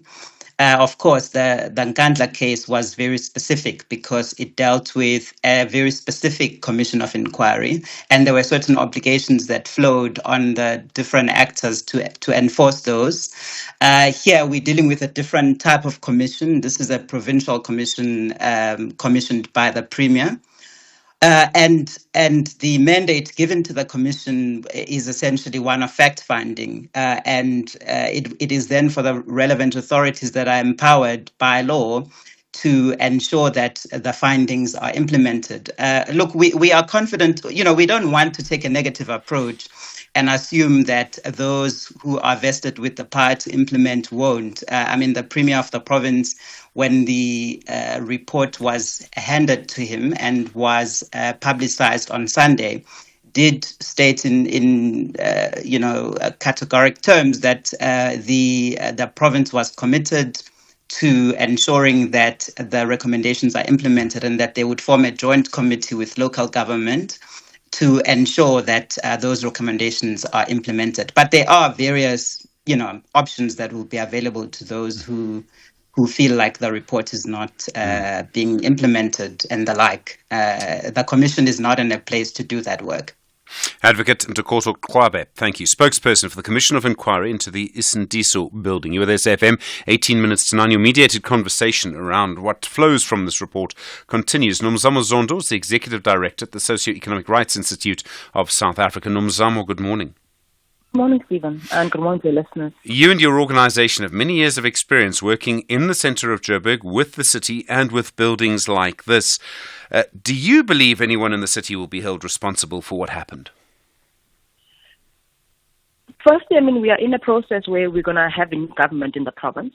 It might be the same parties that are leading the province now, but I believe the Premier, as Advocate Kwabe pointed out, when he says there will be an implementation committee, which must then look at whether the city disciplines its officials and also disciplines the MMCs, investigate the MMCs who should have overseen what was happening in Osundiso.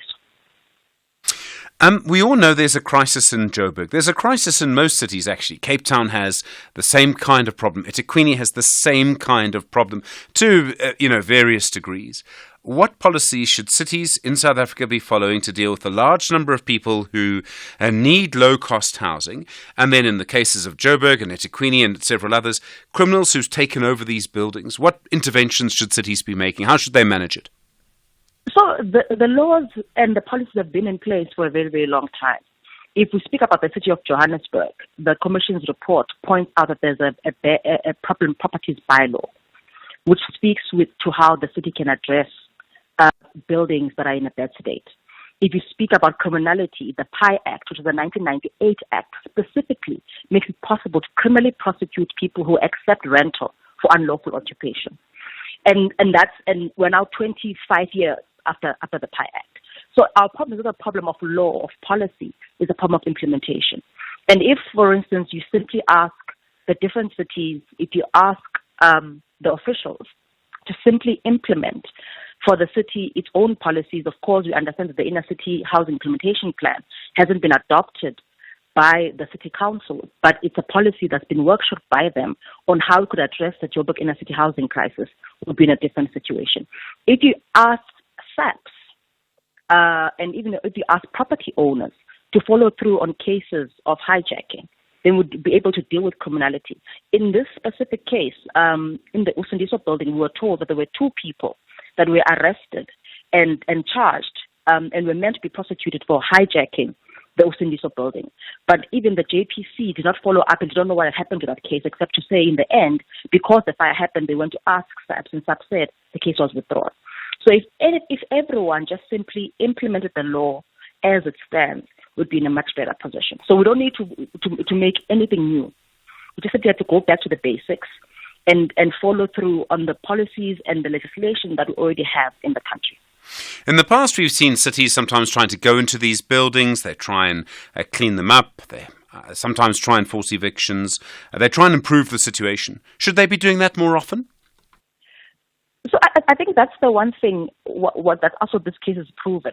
raids don't work, right? So if your approach is clean up in the way that we've experienced it in the last 15 years consistently, of police going into buildings, trying to illegally evict people, or trying to have warrantless searches, and then leaving again without actually being part of those communities, as in fact kind of foreseen by the problem properties bylaw. So actually what you need in these buildings is management.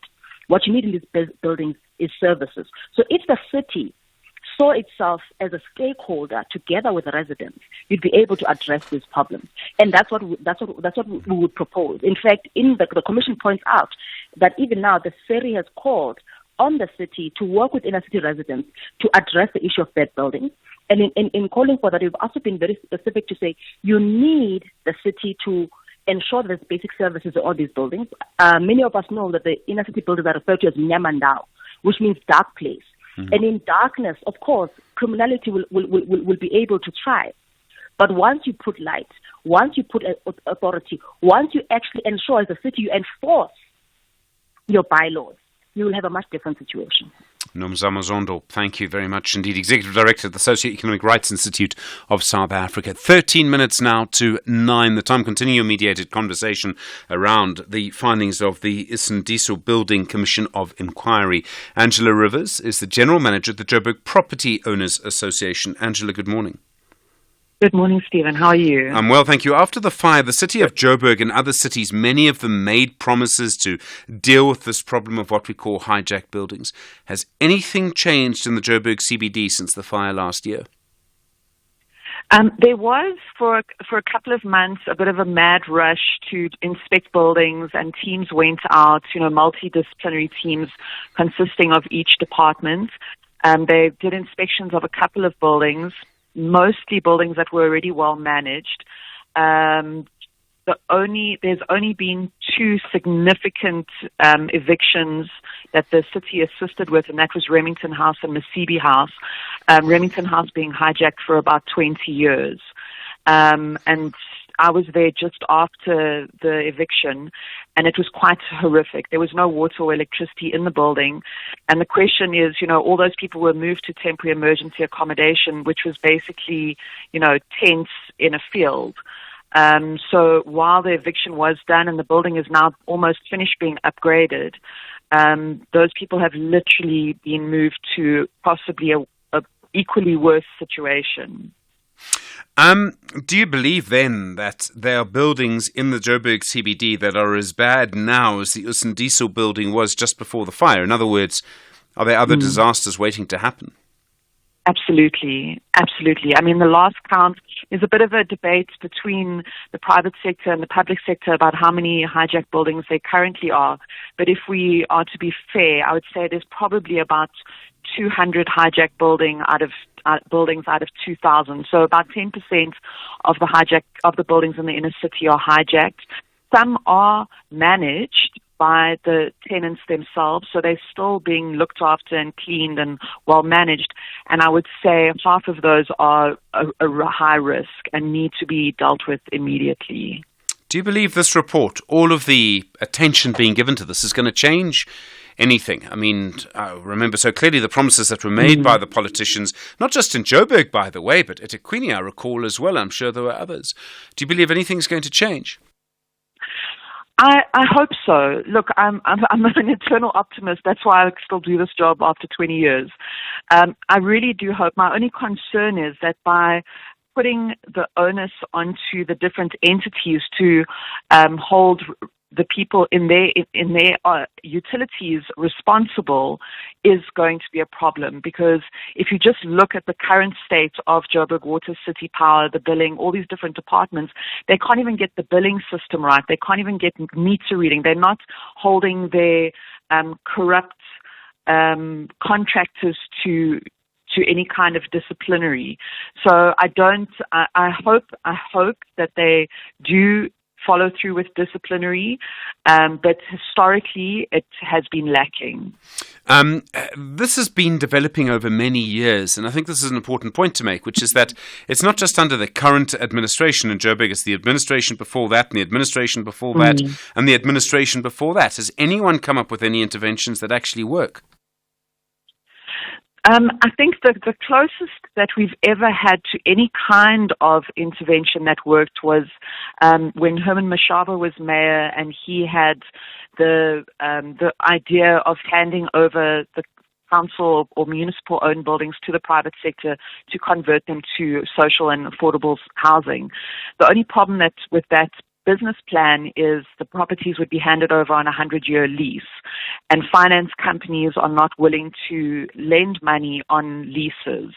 So I think the idea is there. The implementation was very difficult. I think if the city was to hand over ownership of their municipal-owned buildings and their government-owned buildings to legitimate developers to convert into affordable housing, I think that we would see a huge change in the inner city. Angela Rivers, thank you very much indeed, General Manager for the Joburg Property Owners Association. In a moment, from the Democratic Alliance, Councillor Bongani Nkomo on the situation in the city of Joburg. You're with SAFM, 8 minutes to 9. SAFM, guiding you through the rush hour traffic. Good morning. 2 new problems coming in from the southern side of Joburg. Collision now on the N3 north at Heldenay. So that traffic that was badly backed up through Elands coming out of Germiston and Alberton remains heavy as you go past the cement factory up to that crash scene. And a collision on the Mike 1 at Carr Street, plus that closure of the Smith Street off-ramp. Very heavy getting on the Mike 1 north and the M2 west from Joe Slovo into Crown to join into that Mike 1. A little problem on the Mike 1 further up as well, approaching Glenhove Road in the Houghton Estate area. And if you're on your way up into Joburg, coming up out of the Free State between Villiers and Grootes, a truck is overturned, blocking both lanes of the N3 Joburg-bound carriageway. Now, if you're driving down to Durban, we've been keeping eyes on a collision seen around Cliffdale. It's still there. Durban-bound traffic quite heavily backed from Hammersdale as you line up in towards that scene. And Cape Town, an earlier smash on the N2 inbound at Lisbech Parkway is being cleared, but it's very heavy in that area. So the N2 inbound remains heavy from Langa, from Bunga Avenue all the way through to Hospital Bend. The M5 both ways into the N2 inbound carriageway stays heavy. Klipfontein Road from Athlone through to Mowbray stays really bad. The Lisbech Parkway run up to the N2, Milner Road up to the M5. So that's sort of Mowbray, Rondebosch area. A lot of congestion in there as well this morning, as well as that highway being jam-packed. Rob Byrne, SAFM Traffic. Mediated conversation on SAFM. 7 minutes to 9 the time. Continue your mediated conversation this morning around the matters that arise out of the findings of the first part of the Eastern Disu Building Commission of Inquiry. Councillor Bongani Nkomo is the shadow member of the Mayoral Committee for Economic Development in the city of Joburg. Councillor Nkomo, good morning. Thank you for your time. Good morning to you, Stephen, and good morning to your listeners. This problem started a long time ago. For some of this time, the city of Joburg would have been the main party in an administration in Joburg. What policies did you try to follow to resolve these problems? I think, Stephen, I'd like to first start by saying that the DA feels completely vindicated in our assertion that the Johannesburg Property Company has failed in its mandate as the custodians of the properties owned by the city.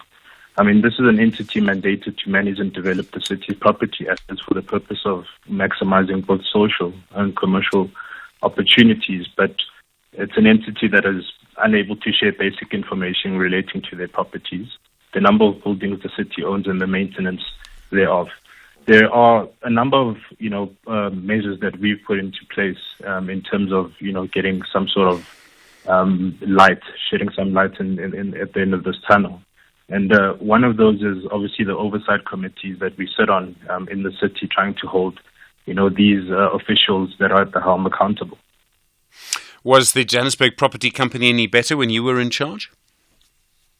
Definitely not. I think the Johannesburg Property Company has been a problem child for many years. And I think it speaks to the leadership as well as the reactive nature in dealing with such situations. Okay. There is a much bigger problem, and it goes to the policy of cities dealing with people moving into cities. And we know that urbanization in South Africa, it's a huge movement of people, and it is going to continue. It's going to be in Cape Town, it's going to be in Joburg, going to be in eThekwini, but going to be basically in every city in the country. What policy do you believe would alleviate the pressure on the city of Joburg? To put it another way, how would you deal with the situation that Joburg is currently facing, where there is such a demand and such a need for low-cost housing? Well, I think definitely the partnership with private entities is essential in this sense. The city has proven on many occasions that they don't have the capacity to resolve this issue on their own. So I would definitely look to the private sector as a solution to the problem that we currently face. So in other words, you'd encourage the private sector to have more low-cost rental accommodation? I would encourage the private sector to work hand in hand with the city to finding a solution. As I said, we're dealing with an entity, JPC, who have no understanding of their property portfolio and the amount of property that is currently within their portfolio. And I think it's time they let some of those properties go to the private sector. Okay. So then the hijacked buildings that they are, let's just take for argument's sake the sort of 200 buildings that, seem to be hijacked. How would you deal with those cases? Would you send in the police? Would you try and evict people? What would you do? Well, first of all, I wouldn't be reactive in nature. I would have a proactive strategy in place to first and foremost understand the assets that the city have. Under the DA administration or the multi-party administration that we had in 2021, we had multidisciplinary operations going door to door to these properties to ascertain the situation on the ground, to ascertain the conditions of these buildings, and I think that is lacking currently. And as I said, I think that points to the officials at the helm and the lack of political will to make a difference in this sense. Okay, so, all of that's fine, but it would require a huge amount of resources. It is interesting to me that, as Nomzamo Zondo made the point, the laws have been on the books allowing the city to take certain action for over 25 years in some cases, and cities haven't. And when almost all of the cities haven't, that gives you the impression that the reason they haven't is that it's actually very, very difficult to. Do you appreciate how difficult it is to go into a hijacked building and actually deal with the situation there? There's a reason why people haven't done it properly up until now. I obviously appreciate the difficulty, but I think, as has been stated by the advocate and Ms. Zondo before me, the policies are there, but we are lacking implementation. And I think, as we continue to lack implementation, there will be no change, going forward. As I've stated before, we don't have the right people at the helm. And for me, it's really a lack of political will and having the necessary professional, officials in charge of properties such as JPC. Okay. Do you think anything's going to change after the election in any way? I think anything that is said now is a publicity stunt, and we've seen over the years. As I said, we've tried to hold these officials accountable in the various committees that we sit on, and nothing has changed. JPC has continued to be the problem child. From not submitting reports to not even understanding fully their property portfolio. So I have very little confidence that anything will change. Thank you very much indeed. Councillor Bongani Nkomo is the DA Shadow Member of the Mayoral Committee for Economic Development in the city of Joburg. Bringing an end to your mediated conversation this morning. My thanks also to Angela Rivers, the General Manager of the Joburg Property Owners Association. Nomzamo Zondo is the Executive Director at the Socio-Economic Rights Institute of South Africa. And starting us off today, Advocate Ntokozo Kwabe, the spokesperson for the Commission of Inquiry into the Usindiso building. Just to remind you, we did make contact with the city of Joburg yesterday. They did tell us that they're not yet ready to respond in detail. They only received the report yesterday, so you can imagine that there is still some time for them to go through that. The moment that they are ready to respond, we will bring that to you here on SAFM. Well, it's been a busy morning, and I suspect that it is going to only get busier ahead of the elections. Look after yourself from Zelma, from Melissa, from Stanza, and do myself. Look after yourself. You're with SAFM, leading the conversation. Good morning. It's 9 o'clock.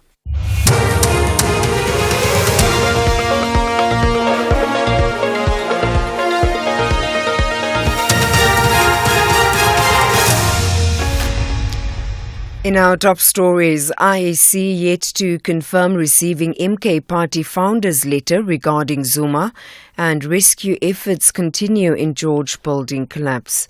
Good morning. We start off with election-related news.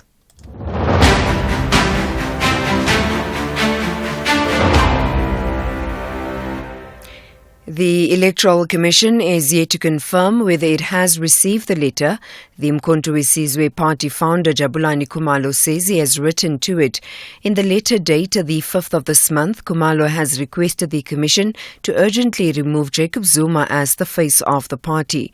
Khumalo has also placed Zuma on precautionary suspension, citing bringing the party into disrepute. Khumalo's letter comes after his expulsion from the MK party last week, alongside 4 party members. Samkelo Maseko reports. He continued to say, quote, "In fact, the name of Umkhonto weSizwe was proposed by Mr. Zuma. I was responsible for the registration of the MK party with the Electoral Commission. Mr. Zuma also assisted with raising of the funds for the registration, which was around 705,000 rands. I am not at liberty to name the persons who paid for the registration." So essentially, Mr. Jabulani Khumalo is requesting for former President Jacob Zuma to be removed as the face of the MK party and the president of the MK party to the IEC in a letter that he sent to the IEC and he sent to former President Jacob Zuma. Meanwhile, members of the MK party do not appear to have followed through on their plan to descend on the ANC headquarters at Luthuli House in Johannesburg today. The MK party had announced its plan despite the ANC's postponement of Zuma's disciplinary hearing to a date yet to be announced. Kenny Mapanga reports. Well, it's still business as usual outside Luthuli House in the Johannesburg Central Business District, following the postponement that was communicated to the former ANC President Jacob Zuma by the National Disciplinary Committee that his hearing would be set for another date to be determined after the elections. You may remember he's facing 2 counts of contravening the ANC constitution. In other news, there are concerns the death toll could rise following the collapse of a multi-story building under construction in George in the Western Cape.